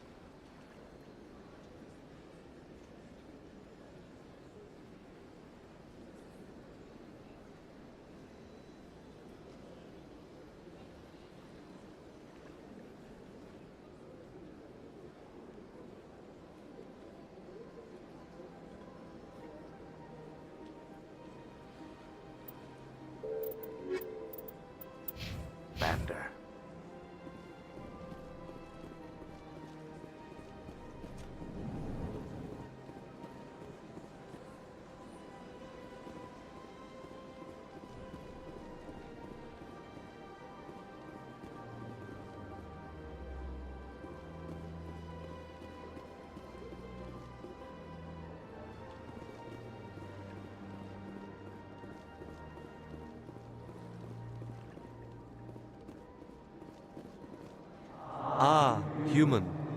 This one is greatly pleased to see you here in my decadent emporium. Who are you? This one's face name is Delaninder, though many in this place simply refer to it as Delan. Please take time to examine the fine goods it has for purchase, all of great worth. What exactly do you sell? Only the finest and most luxurious items that credits can buy. This one is able to procure almost any item the human would desire, for a price, naturally. Why do you refer to yourself as this one and it? For the same reason that humans are so inquisitive. It is part of our culture. Specifically, Hanar only refer to themselves in the first person with family or intimates. And we rarely do so with other species. It is just our way. Who are you? This one's face name. Please take time to examine the fine goods it has for purchase. Show me your items. Oh, this one is pleased to do so, human. You will not be disappointed.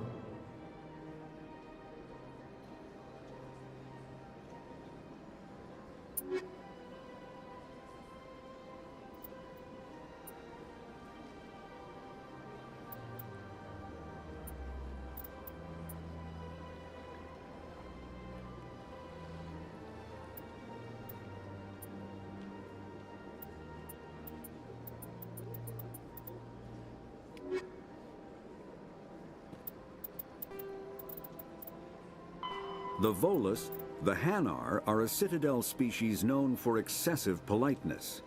They speak with scrupulous precision and take offense at improper language. Hanar that expect to deal with other species take special courses to help them unlearn their tendency to take offense at improper speech. All Hanar have two names. The face name is known to the world. The soul name is kept for use among close friends and relations. Hanar never refer to themselves in the first person in conversation with someone they know on a face name basis. To do so is considered egotistical. So instead they refer to themselves as this one, or the impersonal it.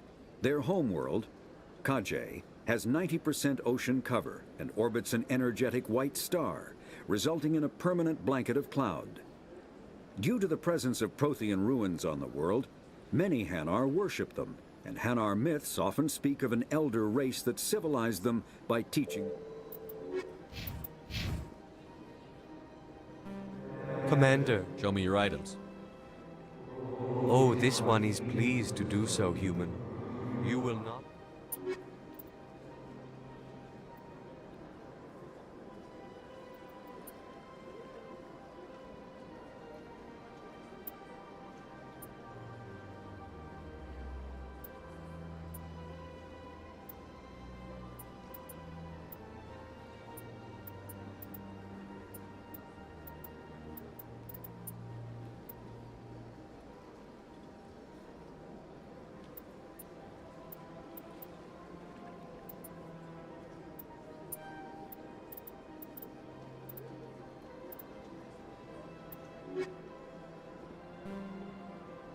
Commander, show me your items.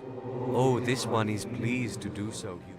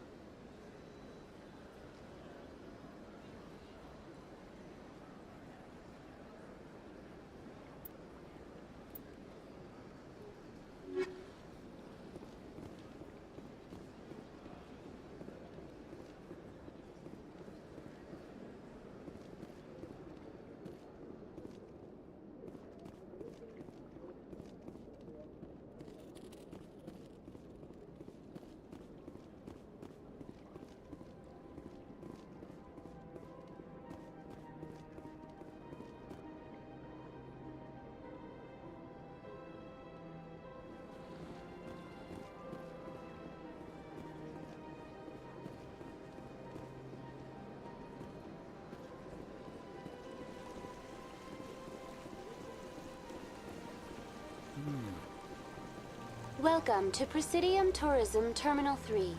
Here in the financial district, a number of businesses offer various goods and services to their exclusive clientele. The statue you see before you was commissioned to honor the Krogan soldiers who gave their lives to protect Citadel space during the Rachni Wars. In the aftermath of the Krogan rebellions, several embassies petitioned to have the statue removed. However, this motion was eventually quashed by the Council. Tell me more about the Krogan rebellions. In recognition of their efforts during the Rachni Wars, the Krogan were granted several new colony worlds by the Council. Over the next 400 years, the Krogan species began to expand. Blessed with an extremely high birth rate, their numbers began to swell. Faced with a critical overpopulation crisis, the Krogan started a violent colonization of nearby worlds inhabited by other Council species. The Krogan rebellions had begun. For a full century, the Council and its member species fought to bring the Krogan under control. With the aid of the newly discovered Turian Empire, they were ultimately successful. You needed the Krogan to stop the Rachni. Then you needed the Turians to stop the Krogan. So who's gonna stop the Turians? I am sorry, but that question is beyond my programming parameters. The Turians are members of the Citadel Council. They are not a threat to galactic peace.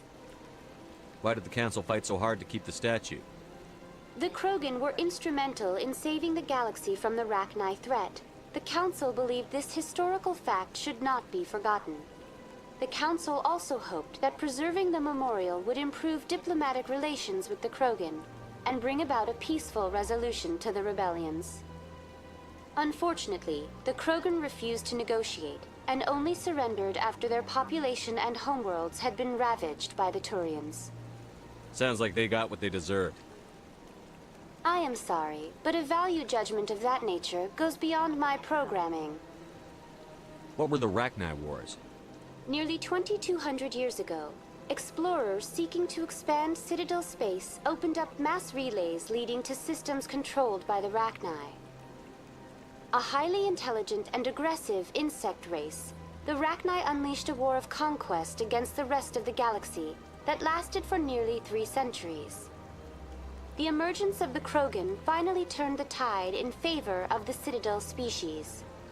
Krogan forces provided the numbers necessary to halt the Rachni advance and drive them back. The Krogan then pursued their retreating fleets. Able to survive the harsh environments of the Rachni homeworlds, the Krogan hunted their enemy to extinction. Was it really necessary to wipe them out? I am sorry, but a value judgment of that nature goes beyond my programming. That's all for now. Thank you for using Avina.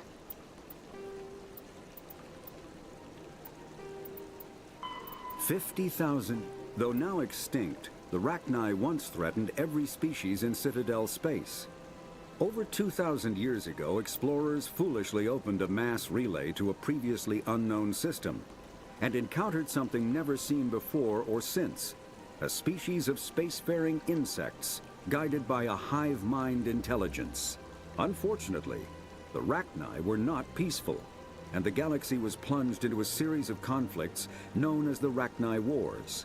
Attempts to negotiate were futile, as it was impossible to make contact with the hive queens that guided the race from beneath the surface of their toxic home world. The emergence of the Krogan ended the Rachni Wars.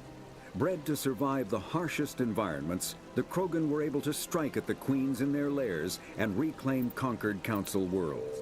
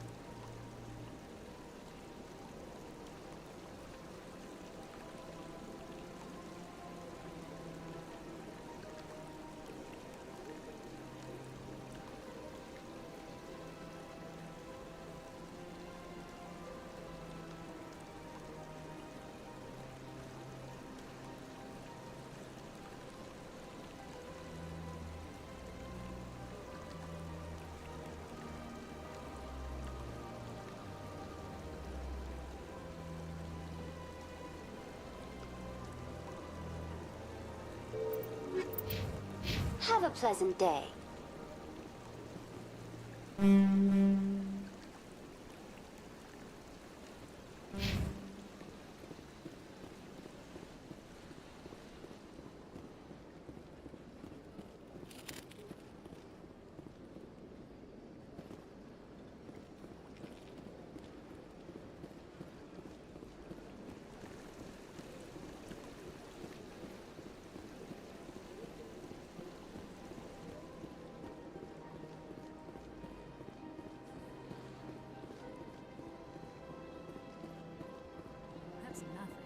I've had my office rearranged 5 times now. 5 times?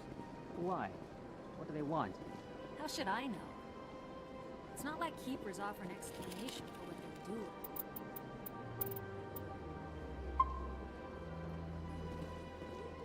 Yeah, everyone just lets them go on doing whatever it is they do. Welcome, I am Nelina. I don't recognize you as one of our expected clients today. Would you like me to see when the consort will be able to meet with you? Can't I just go in? I'm afraid not. Yeah, you must understand there are many who seek the consort services. But if you wish to leave your name, she'll make every effort to meet with you. What do you do here, Nelina? I'm one of the consort's acolytes. Many of the people here today will not see the consort, but they expect to be attended to just the same. It's our job to ensure that they leave contented. What exactly do you attend to? Well, each acolyte has her unique abilities. Some soothe with song, others with conversation. As much as possible, we seek to match the needs of our clients to the skills of our acolytes. My specialty is touch. My fingertips can find every tension point in your body and relieve it.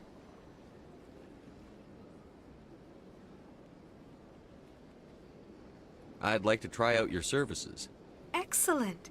I'll add you to our client list. We should be able to see you in 3 or 4 months. Nobody's worth that much of a wait. Well, that's not for me to judge. I have your name and you'll be contacted. Is there anything else? What is the consort? What does she do? It's difficult to explain. She's many things to many people and something different for each. Some seek her for advice, some for entertainment, others still for pleasure. Most of the time, our clients won't realize what they were seeking until after she has provided it for them. You make her sound like some kind of oracle. No, not in the usual sense. She's merely a woman with remarkable compassion and a generous spirit. I suggest you make an appointment and see for yourself. I think I'm done here. Oh, well, I hope you'll return again in the future. We always enjoy seeing new clients. Nelina. Yes, Shaira? Send the commander up to see me. I wish to speak with him. Yes, of course, mistress.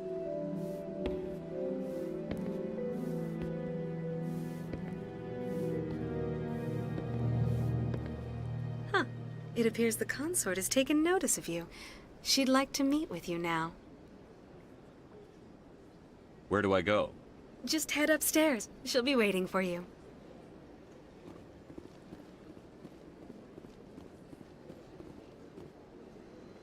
I see even the humans find the consort irresistible. This is my first time. I can't believe I didn't come sooner. Welcome. It is a pleasure to see you.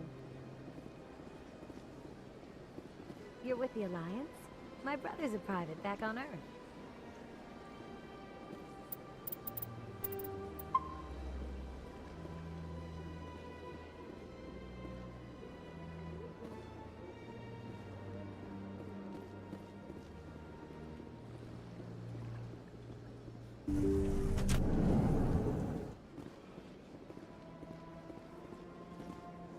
That is close enough, Commander.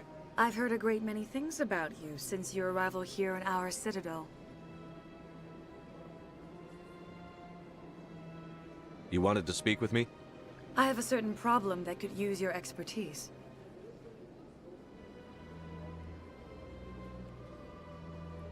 Get to the point. I have a friend, Septimus, a retired Turian general. I won't discuss the details, but he wanted me to be more than I could be. We had a falling out. Now he spends his days in Korra's den, drinking and spreading lies about me. If you would speak to him as a fellow soldier, I believe he will listen to you and let the matter be. What happened between you? I respect his privacy too much to go into the details. If he wishes to tell you what happened, that is his prerogative. What exactly do you want me to tell him? Appeal to his sense of honor. Remind him of his position as a general. If you can convince him to stop spreading lies about me, I would be very grateful.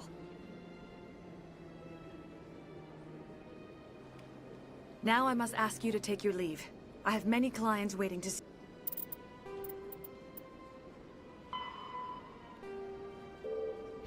Me. Please, Commander. I ask that you return to me only after you have spoken with Septimus. This place is a little too perfect.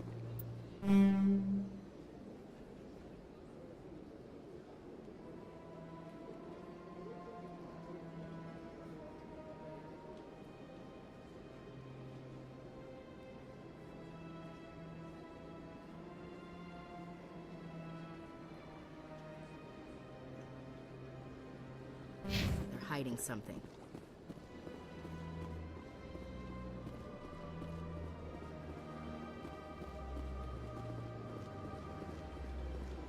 I have to admit I'm a little nervous. That's understandable. Many are a little unsure what to... Few are ever asked to aid Sha'ira. It's quite an honor. What do you know about the General? He's been seeing the consort for longer than I can remember. Then one day, he stormed out of here furious. He hasn't been back since. He was always very respectful to the acolytes, very noble. I think I'm done here. Of course, come back anytime.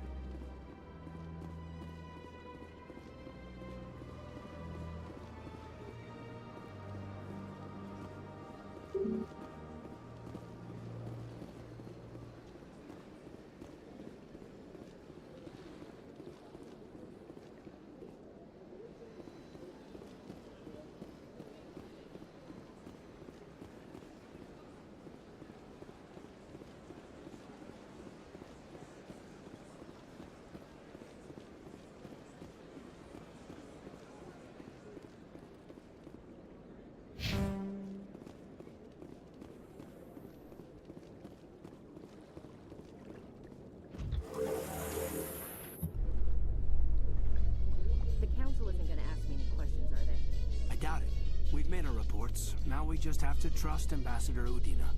No, we don't, sir.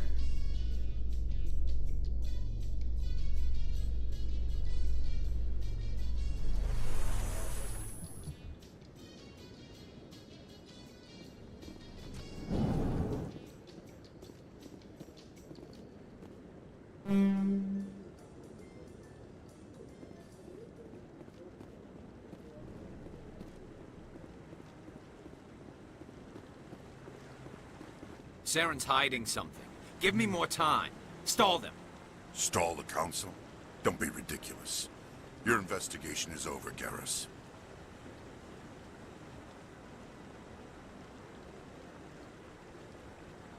Commander Shepard, Garrus Vicarian. I was the officer in charge of the CSEC investigation into Saren. Come across anything I should know about?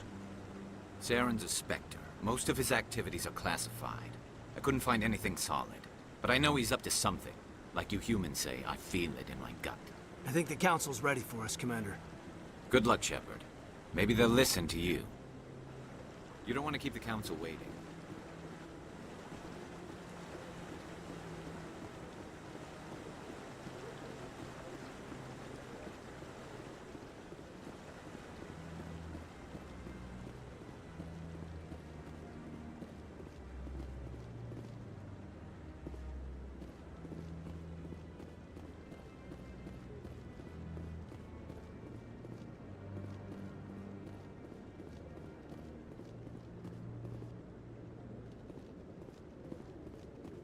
No, I'm waiting to speak with one of the Councilor's assistants.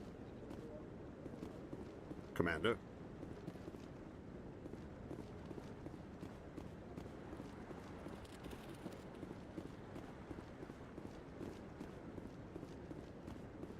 No, I just want to ask a couple of questions.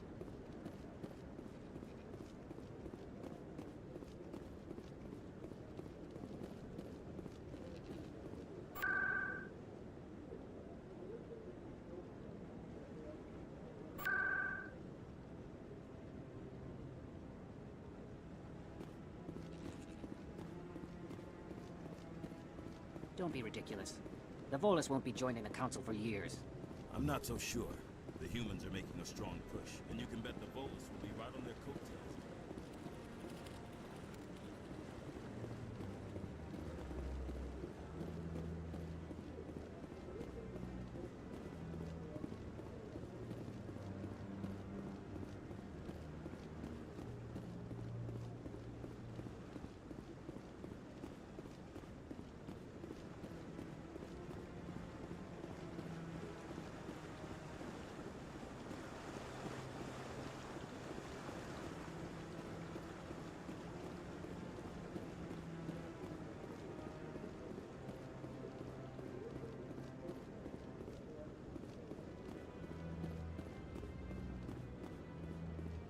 The hearing's already started. Come on.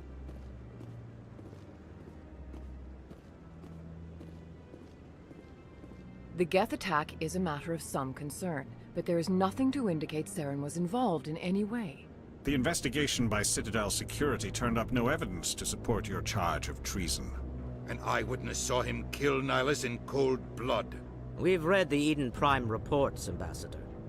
The testimony of one traumatized dock worker is hardly compelling proof. I resent these accusations. Nihilus was a fellow Spectre and a friend. That just let you catch him off guard. Captain Anderson, you always seem to be involved when humanity makes false charges against me. And this must be your protege, Commander Shepard, the one who let the beacon get destroyed. The mission to Eden Prime was top secret. The only way you could know about the beacon was if you were there. With Nihilus gone, his files passed on to me. I read the Eden Prime report. I was unimpressed. But what can you expect from a human?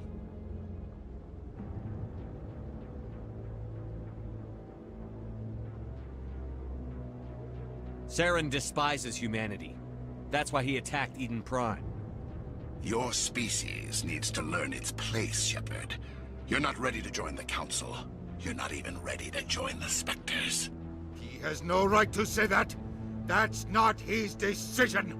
Shepard's admission into the Spectres is not the purpose of this meeting. This meeting has no purpose. The humans are wasting your time, Counselor, and mine. You can't hide behind the Council forever. There is still one outstanding issue. Commander Shepard's vision. It may have been triggered by the beacon. Are we allowing dreams into evidence now? How can I defend my innocence against this kind of testimony? I agree. Our judgment must be based on facts and evidence, not wild imaginings and reckless speculation. Do you have anything else to add, Commander Shepard?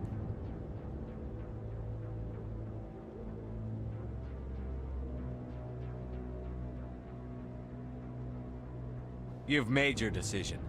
I won't waste my breath.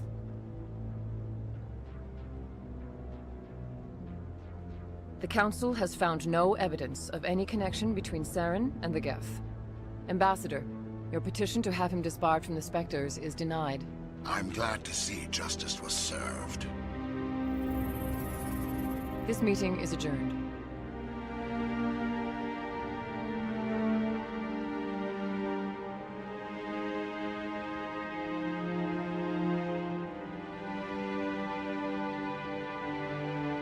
It was a mistake bringing you into that hearing, Captain. You and Saren have too much history. It made the Council question our motives. I know Saren. He's working with the Geth for one reason. To exterminate the entire human race. Every colony we have is at risk. Every world we control is in danger. Even Earth isn't safe. Tell me about this history between you and Saren. I worked with him on a mission a long time ago. Things went bad. Real bad. We shouldn't talk about this here. But I know what he's like. And he has to be stopped. What's our next step? As a Spectre, he's virtually untouchable. We need to find some way to expose him. What about Garrus, that CSEC investigator? We saw him arguing with the Executor. That's right. He was asking for more time to finish his report. Seems like he was close to finding something on Saren. Any idea where we could find him? I have a contact in CSEC who can help us track Garrus down. His name is Harkin. Forget it. They suspended Harkin last month, drinking on the job. I won't waste my time with that loser. You won't have to. I don't want the Council using your past history with Saren as an excuse to ignore anything we turn up. Shepard will handle this. You can't just cut Captain Anderson out of this investigation. The Ambassador's right. I need to step aside. I need to take care of some business. Captain, meet me in my office later. Harkin's probably getting drunk at Cora's Den. It's a dingy little club in the lower section of the wards. Maybe there's another way to find evidence against Saren. You should talk to Barla Vaughn over in the financial district. Rumor has it he's an agent for the Shadow Broker. The Shadow Broker? An information dealer. Buys and sells secrets to the highest bidder. I've heard Barla Vaughn's one of the top representatives. He might know something about Saren, but his information won't come cheap. You and Saren have a history. What happened? About 20 years ago, I was part of a mission in the Skillian Verge. I was working with Saren to find and remove a known terrorist threat. Saren eliminated his target, but a lot of people died along the way, innocent people.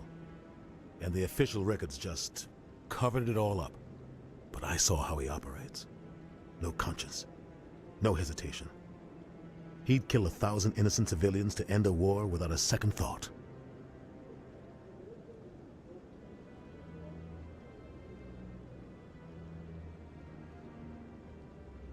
Killing innocents doesn't end wars, it causes them. I know how the world works, Commander. Sometimes you're forced to make unpleasant decisions. But only if there's no other way. Saren doesn't even look for another option. He's twisted, broken. He likes the violence, the killing. And he knows how to cover his tracks. Our ambassador doesn't seem to get along with the Council. He's just frustrated. The Council's always preaching that we need to be part of the galactic community. But for them, it's a one-way street. They want us to expand and settle unstable regions like the Skillian Verge and the Attican Traverse. But when we run into trouble, they don't want to help us out. Everyone knows it's only a matter of time until we get a seat on the council. The ambassador just thinks it should happen sooner rather than later. And I agree.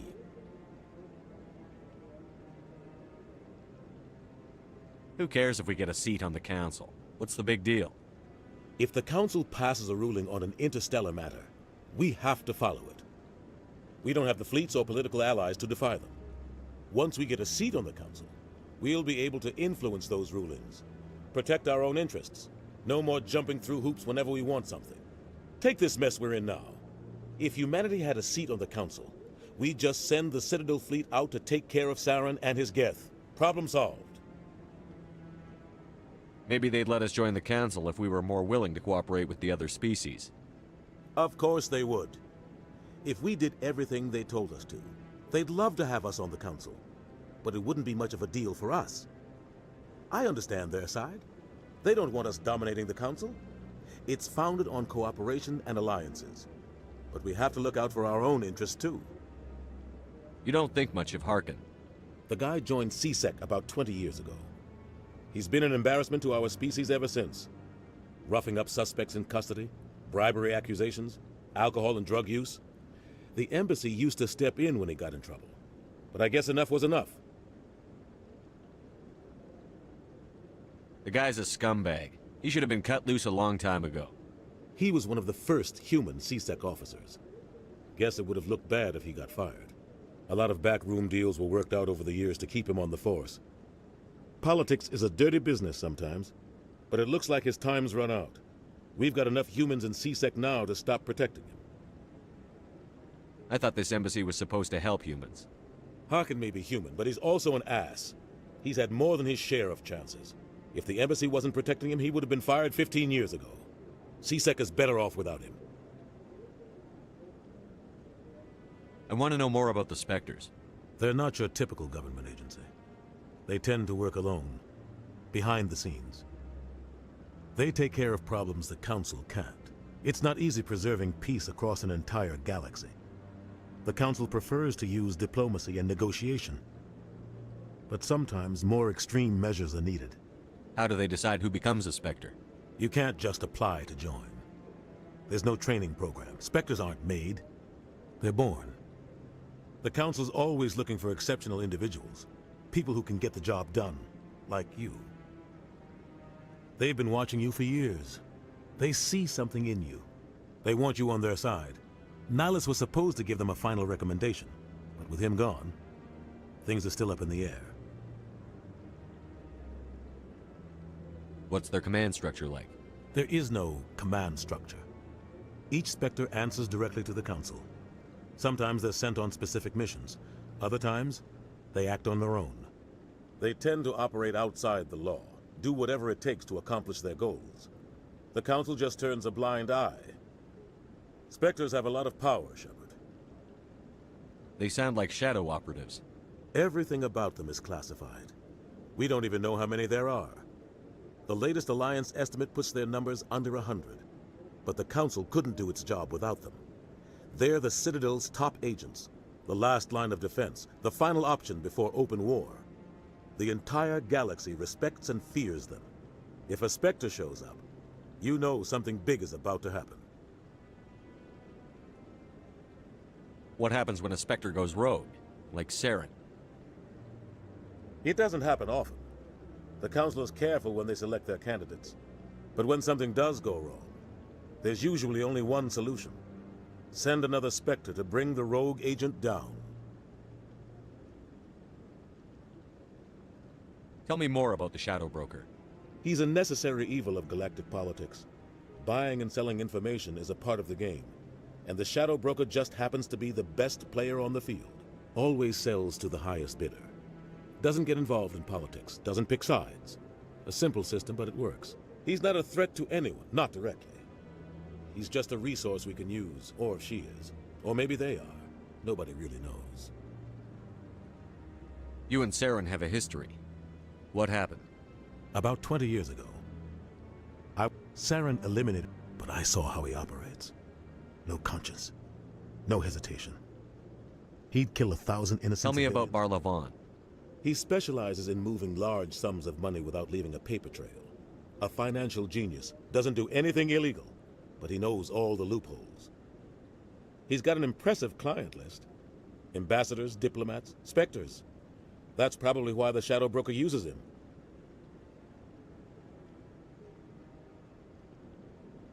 I should go. Good luck, Shepard. I'll be over in the ambassador's office if you need anything else.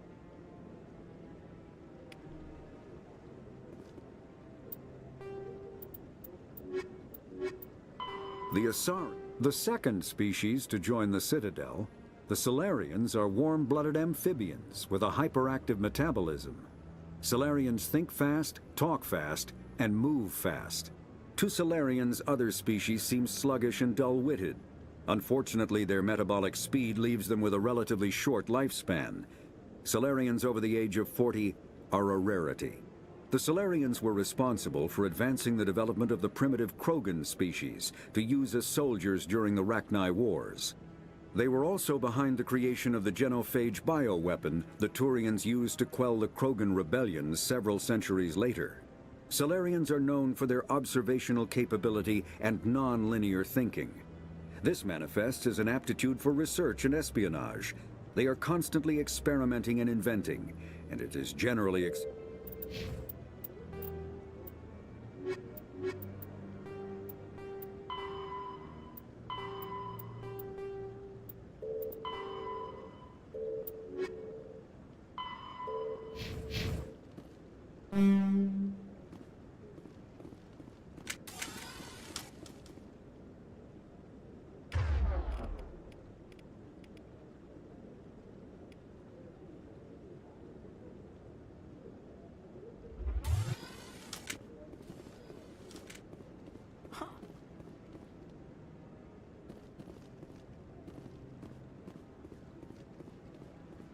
This is it. The very heart of the Citadel. The pinnacle of galactic power. Kinda makes your head spin. That guy's up to something. What guy? What? Oh, no, I wasn't. Never mind.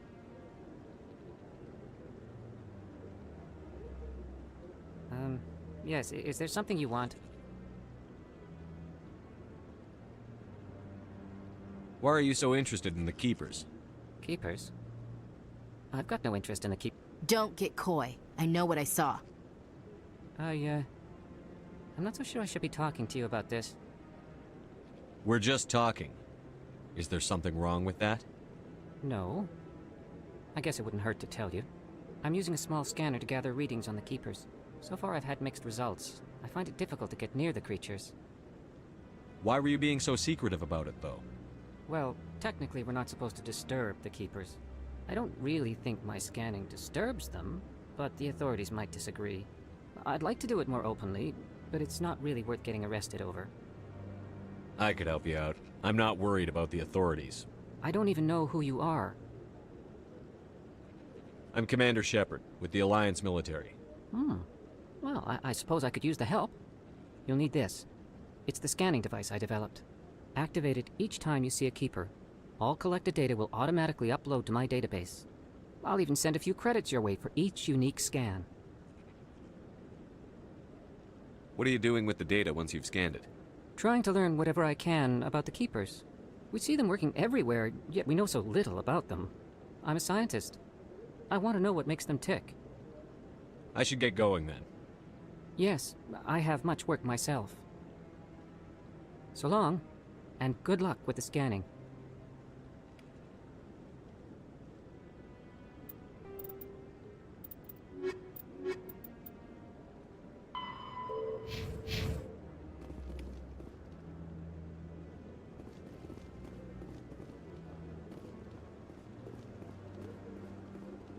Maybe. But I wouldn't believe everything you hear. That's just it. I'm hearing it everywhere. It's not just isolated rumors. You sure have to climb a lot of stairs to reach the council. Think that's supposed to be symbolic of their importance? What are those, cherry trees?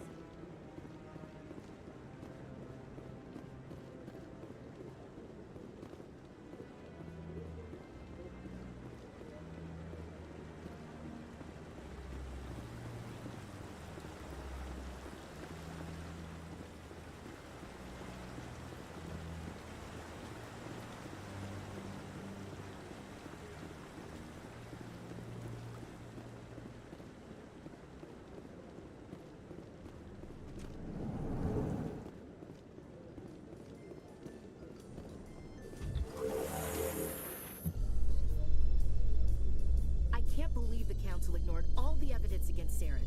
Saren's one of their best operatives. It's only natural they take his word over ours.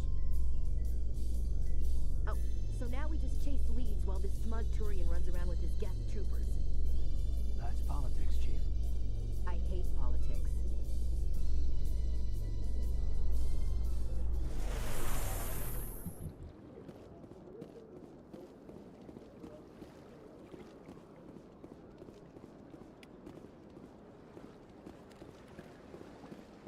Please do not disturb the keepers.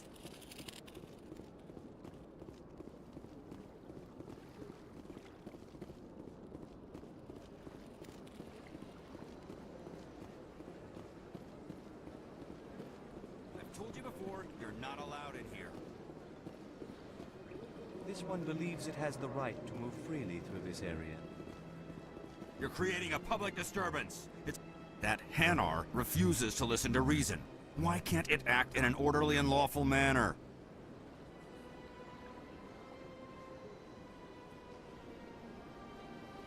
Are there laws being broken here? I am not unreasonable. The Hanar is free to spew its nonsense once it purchases an evangelical permit.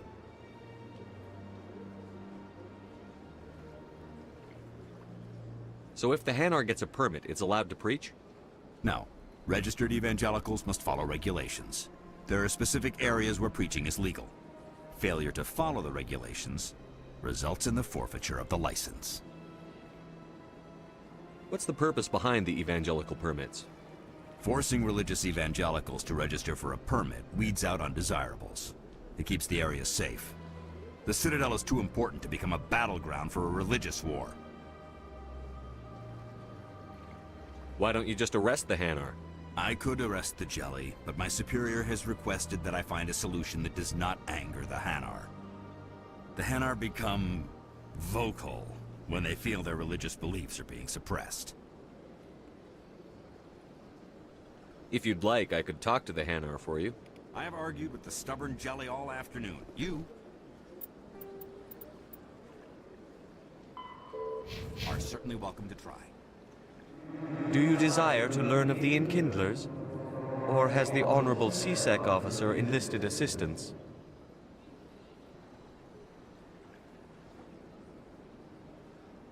Are you allowed to preach here in the Presidium? The words this unworthy one speaks are merely observations of the truth. The CSEC officer requests that this one purchase an evangelical permit to spread the truth of the Enkindlers.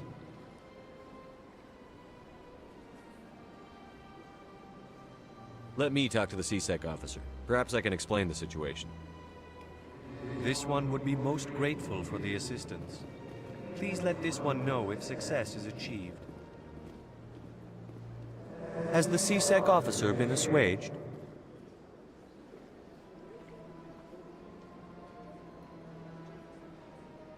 I'll keep working on it. This one... Any progress with that Hanar?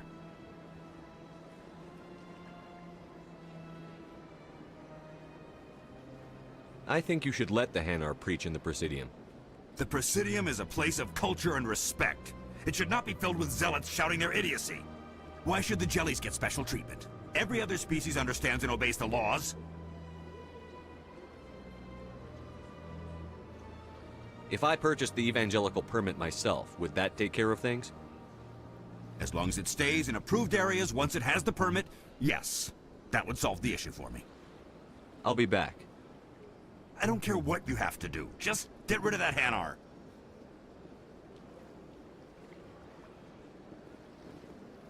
Has the CSEC officer been assuaged? I'll keep working on it. This one will continue to spread its message.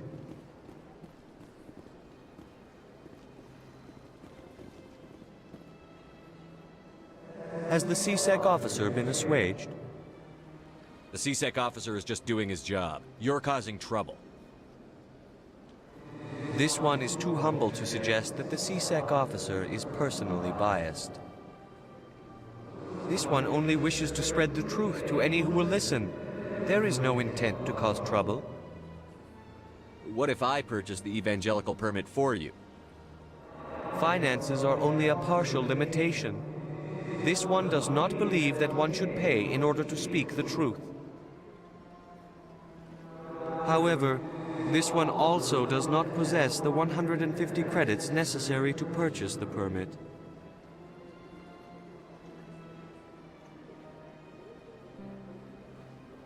$150 credits? This should cover you. This is a most appreciated action. You are not of the Hanar, but you wish to help spread the truth of the Enkindlers. This one will not cause any further trouble for the CSEC officer. This one offers its thanks. I see the Hanar is left. Thank you. Happy to help. Here, for your assistance in this matter. Now, if you'll excuse me, I should report to my superiors.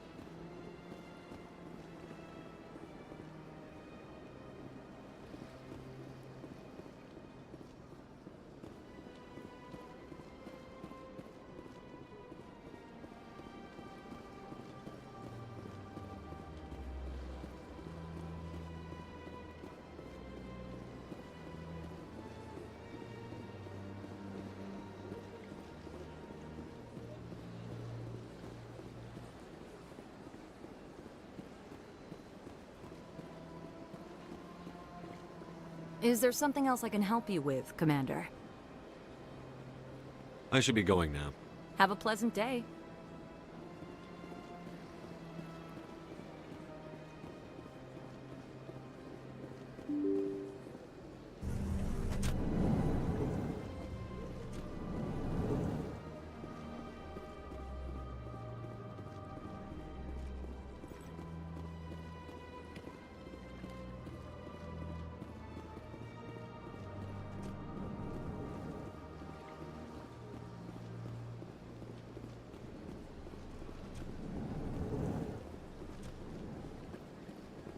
Shepard, what can I do for you now? I'll be going now. Goodbye, Commander.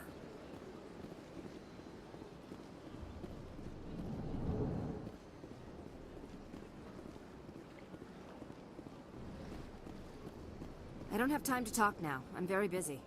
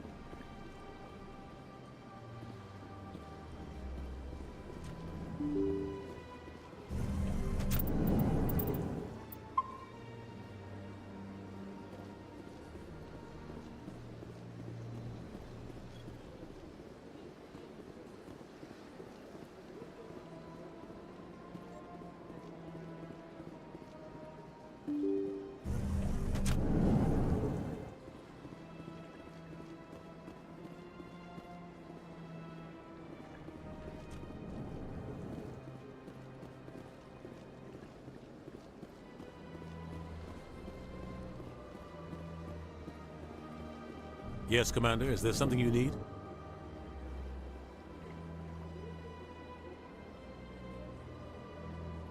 I should go. I'll be here if you need me.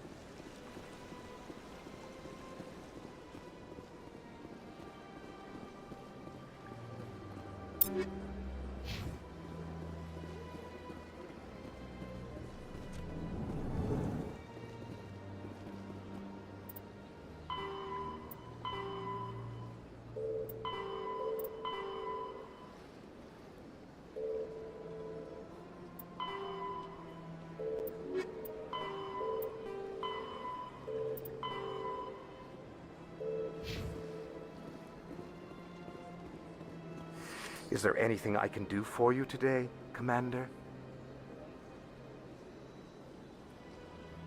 I've heard you work for the Shadow Broker. Do you have any information about Saren?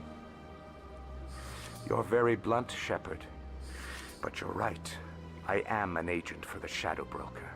And I do know something about Saren. I hear your information can be expensive. Normally, this information would cost a small fortune. But these are exceptional circumstances. So I am going to give it to you for free. What's the catch? There is no catch. The Shadow Broker is quite upset with Saren right now. They used to do a lot of business, until Saren turned on him. That's what happens when you deal with a traitor like Saren. No matter what you think of Saren, he's not stupid. He knows the Shadow Broker is a valuable ally. Turning on him doesn't make sense. Not unless something huge was at stake. I don't know the details, but the Shadow Broker hired a freelancer to deal with it. A Krogan mercenary. That's not much to go on. I just told you that the most famous Spectre in the galaxy betrayed the Shadow Broker. Quite a bargain, considering the price. Speak with the Krogan if you want to learn more. I heard he was paying a visit to Citadel security. If you hurry, you might catch him before he leaves the Academy. Isn't it strange that a Krogan would want to speak with C-Sec? Very. However, I doubt the visit was entirely his choice. You'll need to speak with him if you want to know more.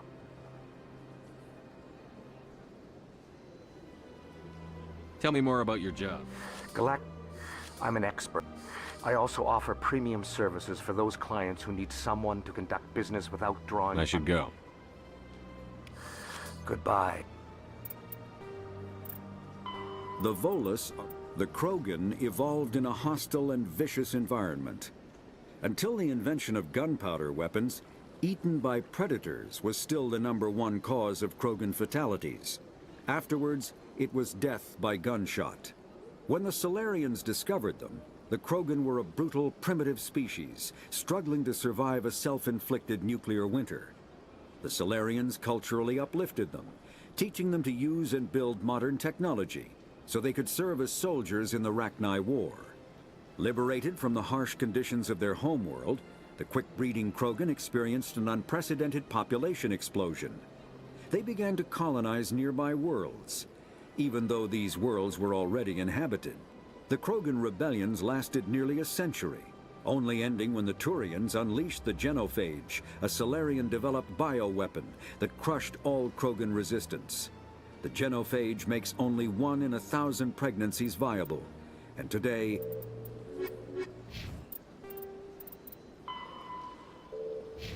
Commander.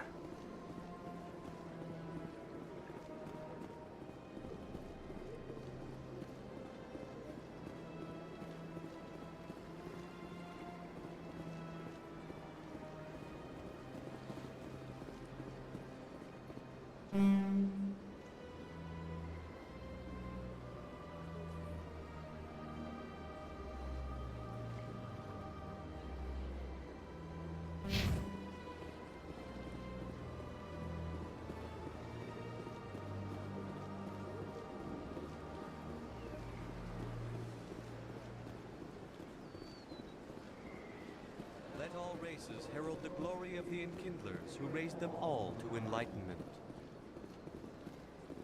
Where there was only darkness, the Enkindlers gave light. Where there was...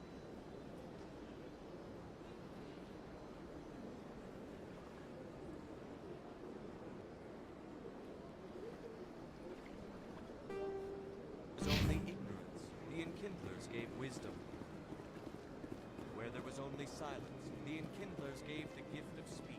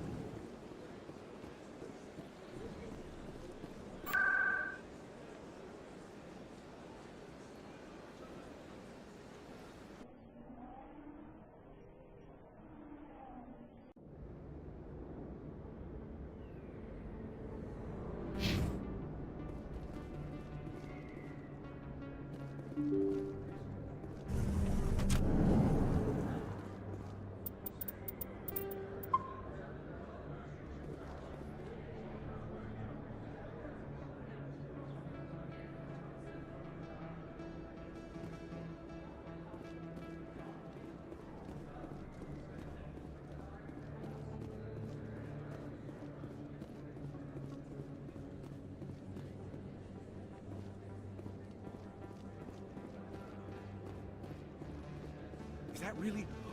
Wow! It's you! You're Commander Shepard, the hero of Eden Prime. I am so honored to meet you. Nice to meet you. And you are? My name is Conrad. Conrad Werner. They say you killed more than 100 Geth on Eden Prime. I spend most of the time trying to stay alive and help the colonists. Hey, I know you're probably busy, but do you have time for a quick autograph?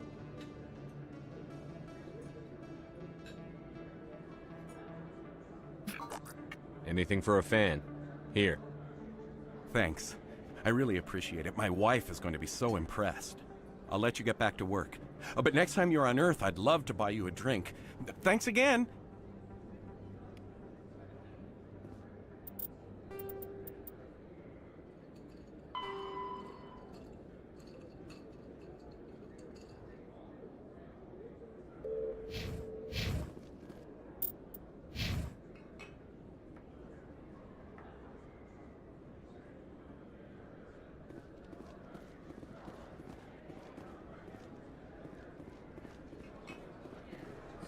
Best place on this ward to buy upgrades.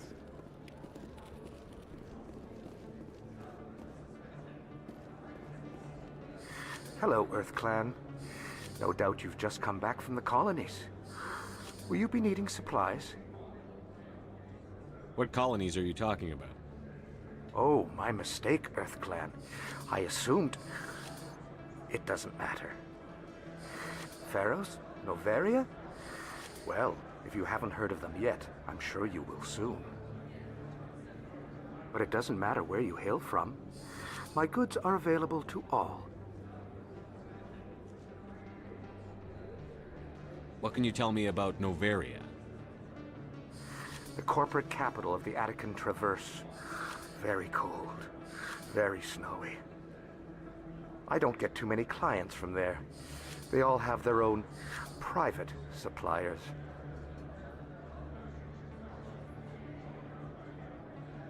I'd like to know more about Pharos. It's an old Prothean world. Their buildings still litter the surface. The humans aren't the first to colonize it, but they are the most recent. I just realized I haven't heard from my contact on that planet for some time. Ah, well, I'm sure he's fine. Show me what you've got. Most excellent. I am sure you will find something pleasing.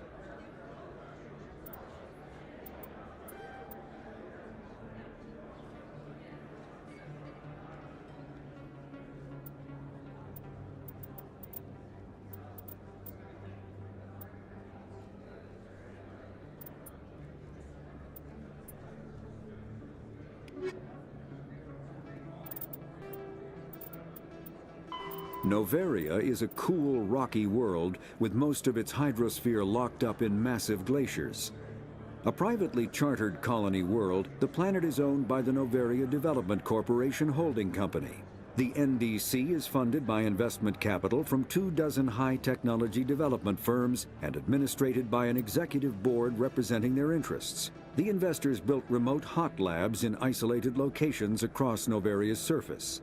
These facilities are used for research too dangerous or controversial to be performed elsewhere, as Noveria is technically not part of Citadel space and therefore exempt from Council law. By special arrangement, Citadel's special tactics and reconnaissance agents have been granted extraterritorial privileges, but it remains to be seen how committed the Executive Board is to that principle. Given its unique situation, it is Pharos is a habitable world in the Attican Beta Cluster. 2/3 of the habitable surface is covered with the ruins of a crumbling Prothean megatropolis. In the millennia since the Prothean extinction, The ruins have been repeatedly picked over by looters many times. Pharos was considered a poor prospect for colonization, as little open ground remains for agriculture. The only sizable freshwater sources are the poles, which are tapped by the decaying Prothean aqueduct systems. The dead cities, while in good condition considering their antiquity, are of uncertain stability. Ground level is congested by a dozen meters of fallen debris, and the air is fouled by dust. In 2178, the Human Exogeny Corporation announced its intention to place a permanent colony on Pharos to thoroughly explore the ruins. The pioneer settlement was placed on the upper levels of several intact skyscrapers, using the surviving Prothean aqueducts and rooftop hydropower.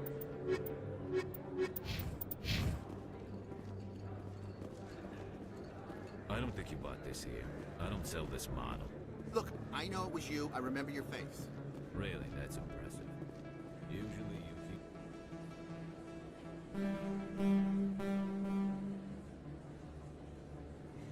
Humans can't tell one Turian from another. This was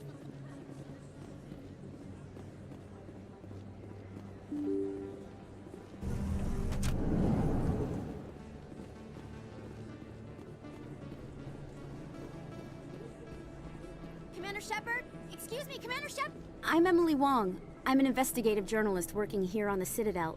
Could I have a moment of your time? What do you need? I've been hunting for evidence of corruption and organized crime on the Citadel, but there are places I can't go. I was hoping you might share anything you find during your own investigation. I can make it worth your time. How do you know that my investigation is going to uncover anything you need? You wouldn't be investigating if it weren't big. And if it's big, it's something I'd like to hear about. You've got to have access to better sources. Why contact me? I'm using every source I can find, but I think I've got a better shot with you. According to your file, you survived back on Akuz when everyone else in your squad got killed. If anyone can find the worst elements of the Citadel and live to tell about it, it's you. How do you know I'm investigating anything here on the Citadel? I'm a good journalist, Commander Shepard. Word gets around. Sounds like a good cause. If I find any information, it's yours. Thank you, Commander. You won't regret it.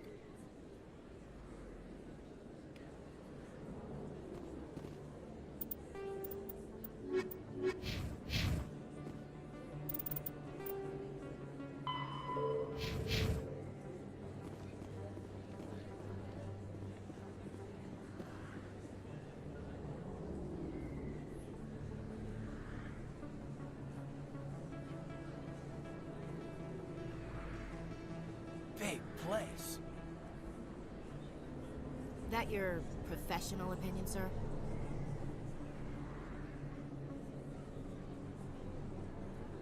This isn't a station. It's a city. There must be millions here. It can't be possible to track everyone coming and going. This makes Jump Zero look like a porta-john. And it's the largest deep space station the Alliance has. Jump Zero is big. But this is a whole nother scale. Look at the ward arms. How do they keep all that mass from flying apart?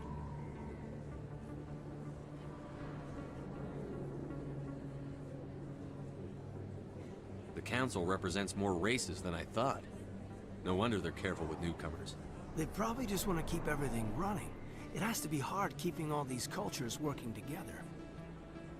Or maybe they just don't like humans. Why not? We've got oceans, beautiful women, this emotion called love. According to the old vids, we have everything they want.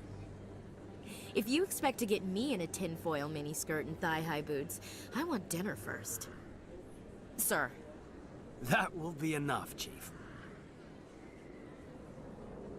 At ease, Lieutenant. I can't see her in a skirt anyway. Damn straight you can't.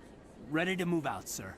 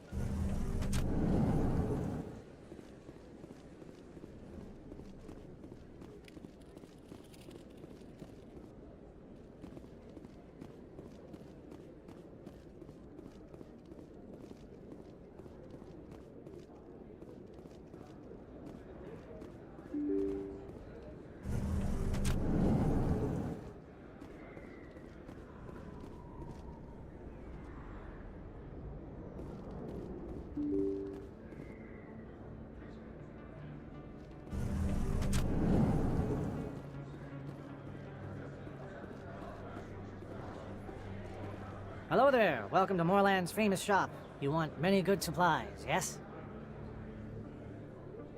Let me see what you have. Oh, you will be pleased, I think. Very good things I have. You will see.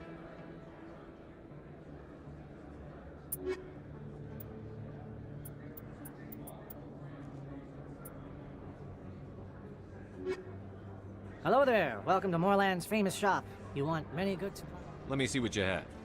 Oh, you will be pleased, I think. Very good things I have. You will see.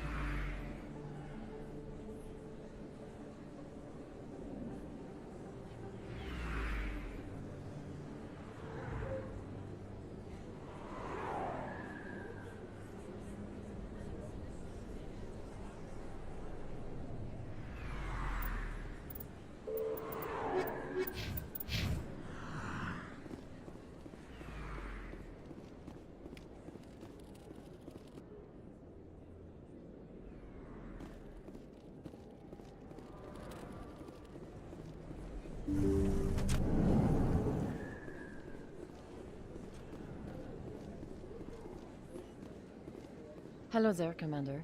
I'm Dr. Claude Michel. Is there something I can do for you? You're a doctor. How did you end up here on the Citadel? My parents brought me here when I was young. My father was a medic with the Alliance. I chose to keep the medical tradition alive, but not the military. Fixing up wounded soldiers isn't my idea of fun.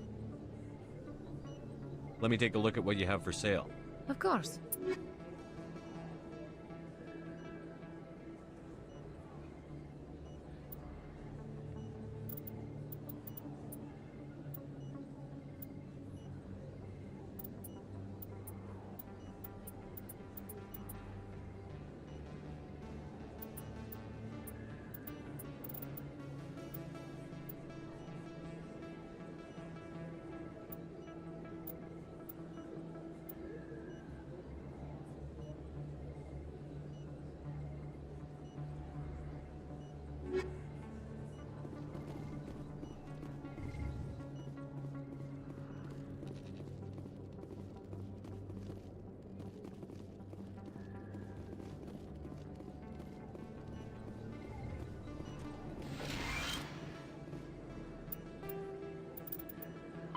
Combat hard, Medigel is a common medicinal salve used by paramedics, EMTs, and military personnel.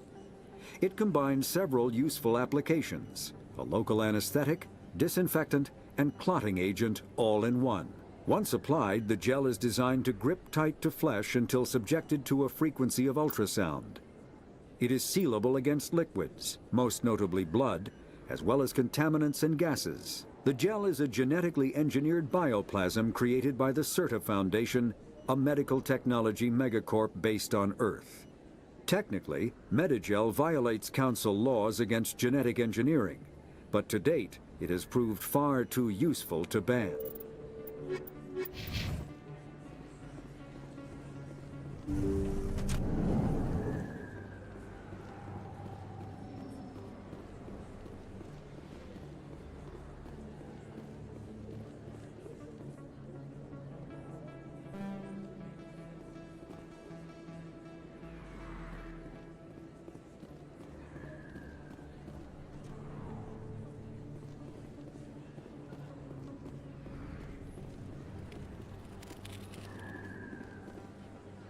Hey, I know you. You're Shepard, right?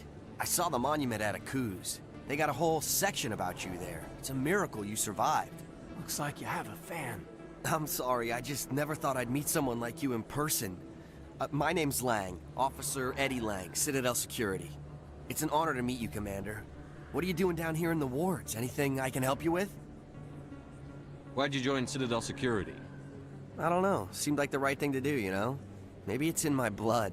My grandfather was a cop back on Earth. It's kind of what CSEC is. Police for the Citadel. I'm still pretty new at it, but I like it so far. Way more interesting than staying back on Earth. You get to meet all kinds of cool aliens, like those Hanar. Wild. Plus, CSEC gets a lot of respect here.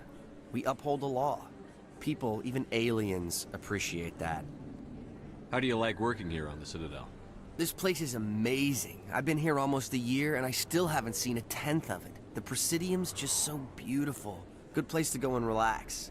But I really like it here down in the wards. There's always something going on somewhere.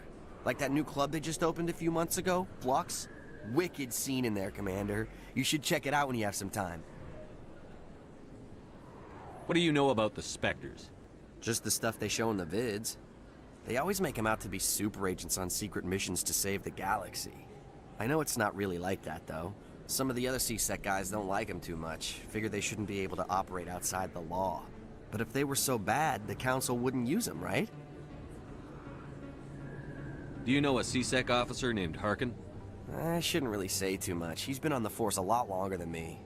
But I've heard things, you know? Drinking on the job, taking bribes, that kind of thing. Rumors mostly, but they suspended him, so some of it must be true. I have to go. Right. You're probably real busy. Well, see you around, Commander.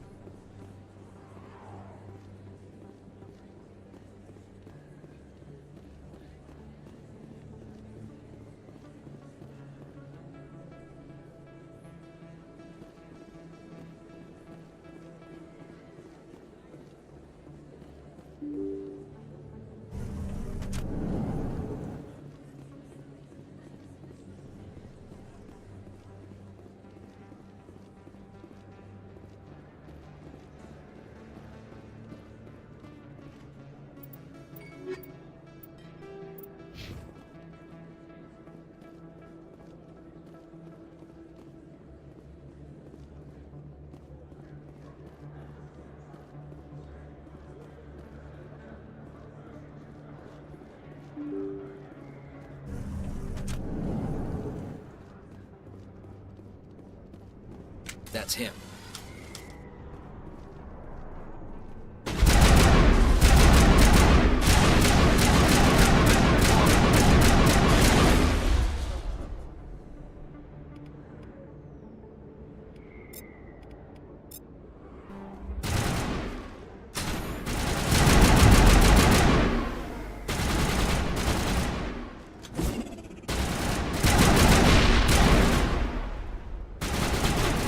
Here it comes.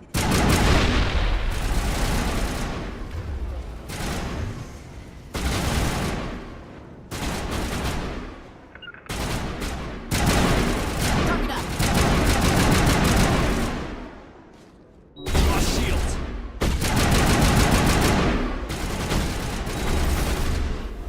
I've lost contact!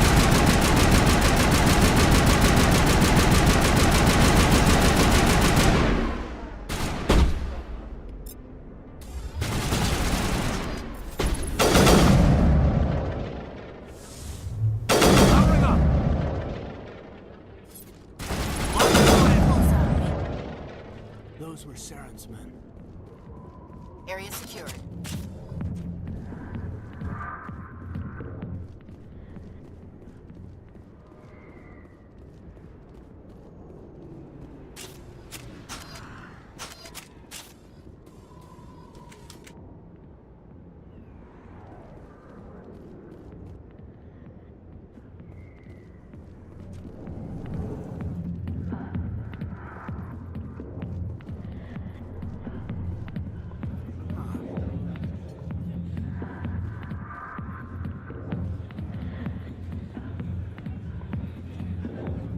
I see why this place is so popular. It's got quite the, view. Hey, Lieutenant, put your tongue back in your mouth before you trip.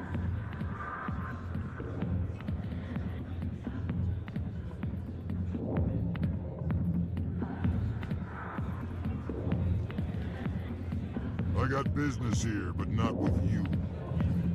Sorry, I'll get to you when I can. Not now. I'm watching the show.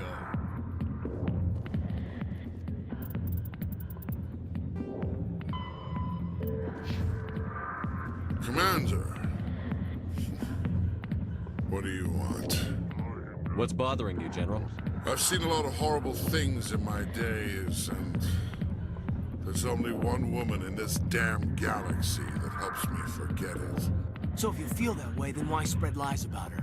Because she rejected me! Me! Septimus Oraka, General of the Turian Fleet! Is she really worth it? There must be other women. It's not just any woman I want. It's her, and her alone. Look, kid, I appreciate what you're trying to do, but don't waste your time. Enjoy your drink, General. Yeah, off you go. See you later, kid. I don't feel right just leaving like this. Don't waste your time, kid. Run away now, while you still can. You need to start acting like a general if you want to beat this. I spent all my life acting like a general, and what did it get me? Huh? No, those days are over. I'll just be what I am. A tired, lonely, worn-out soldier. Do you really want to be remembered this way? No, I'd rather not be remembered at all. But I sit up and act like a general. I don't think it could hurt. Huh. Maybe you're right, Commander. Shaira's worth the effort. Even if she won't have me back. This is no place for someone of your stature, General. All right. I'll go to her. After I've had a cold shower or two. Say, you're a bright kid. Would you be interested in earning a few extra credits? What do you want me to do? There's an L-Corps diplomat out there who believes Shaira gave up his secrets. Why does he think that? Because I told him. Look, I just need you to convince him of the truth.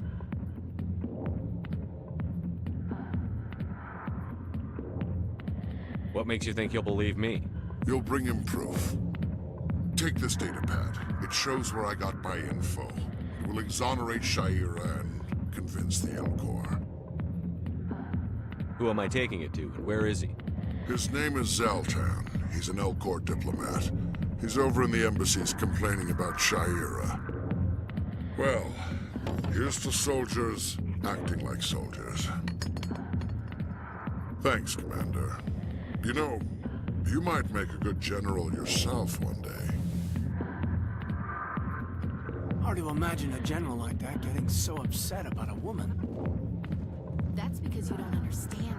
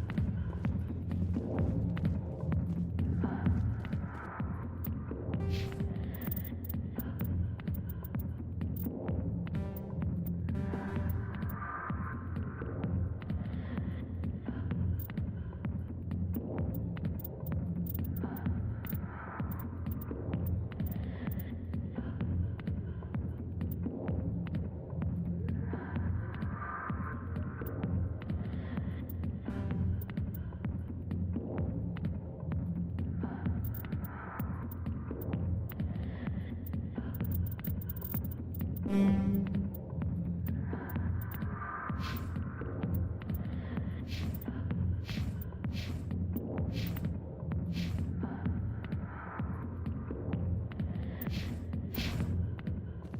The back rooms are private, reserved for Fist and his friends. Who's Fist? He owns this club, but the customers have to stay out front. Goodbye. Enjoy the club.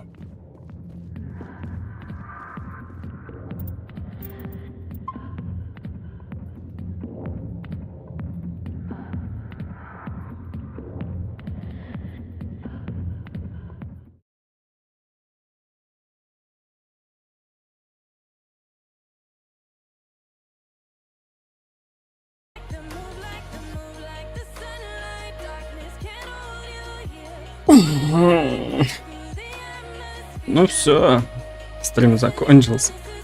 Всем пока-пока. Огромное спасибо, кто был сегодня на стриме. Не забывайте подписываться, ставить лайки, комментировать. Ну и, конечно же, следить за новостями на Бусти. Всем удачи!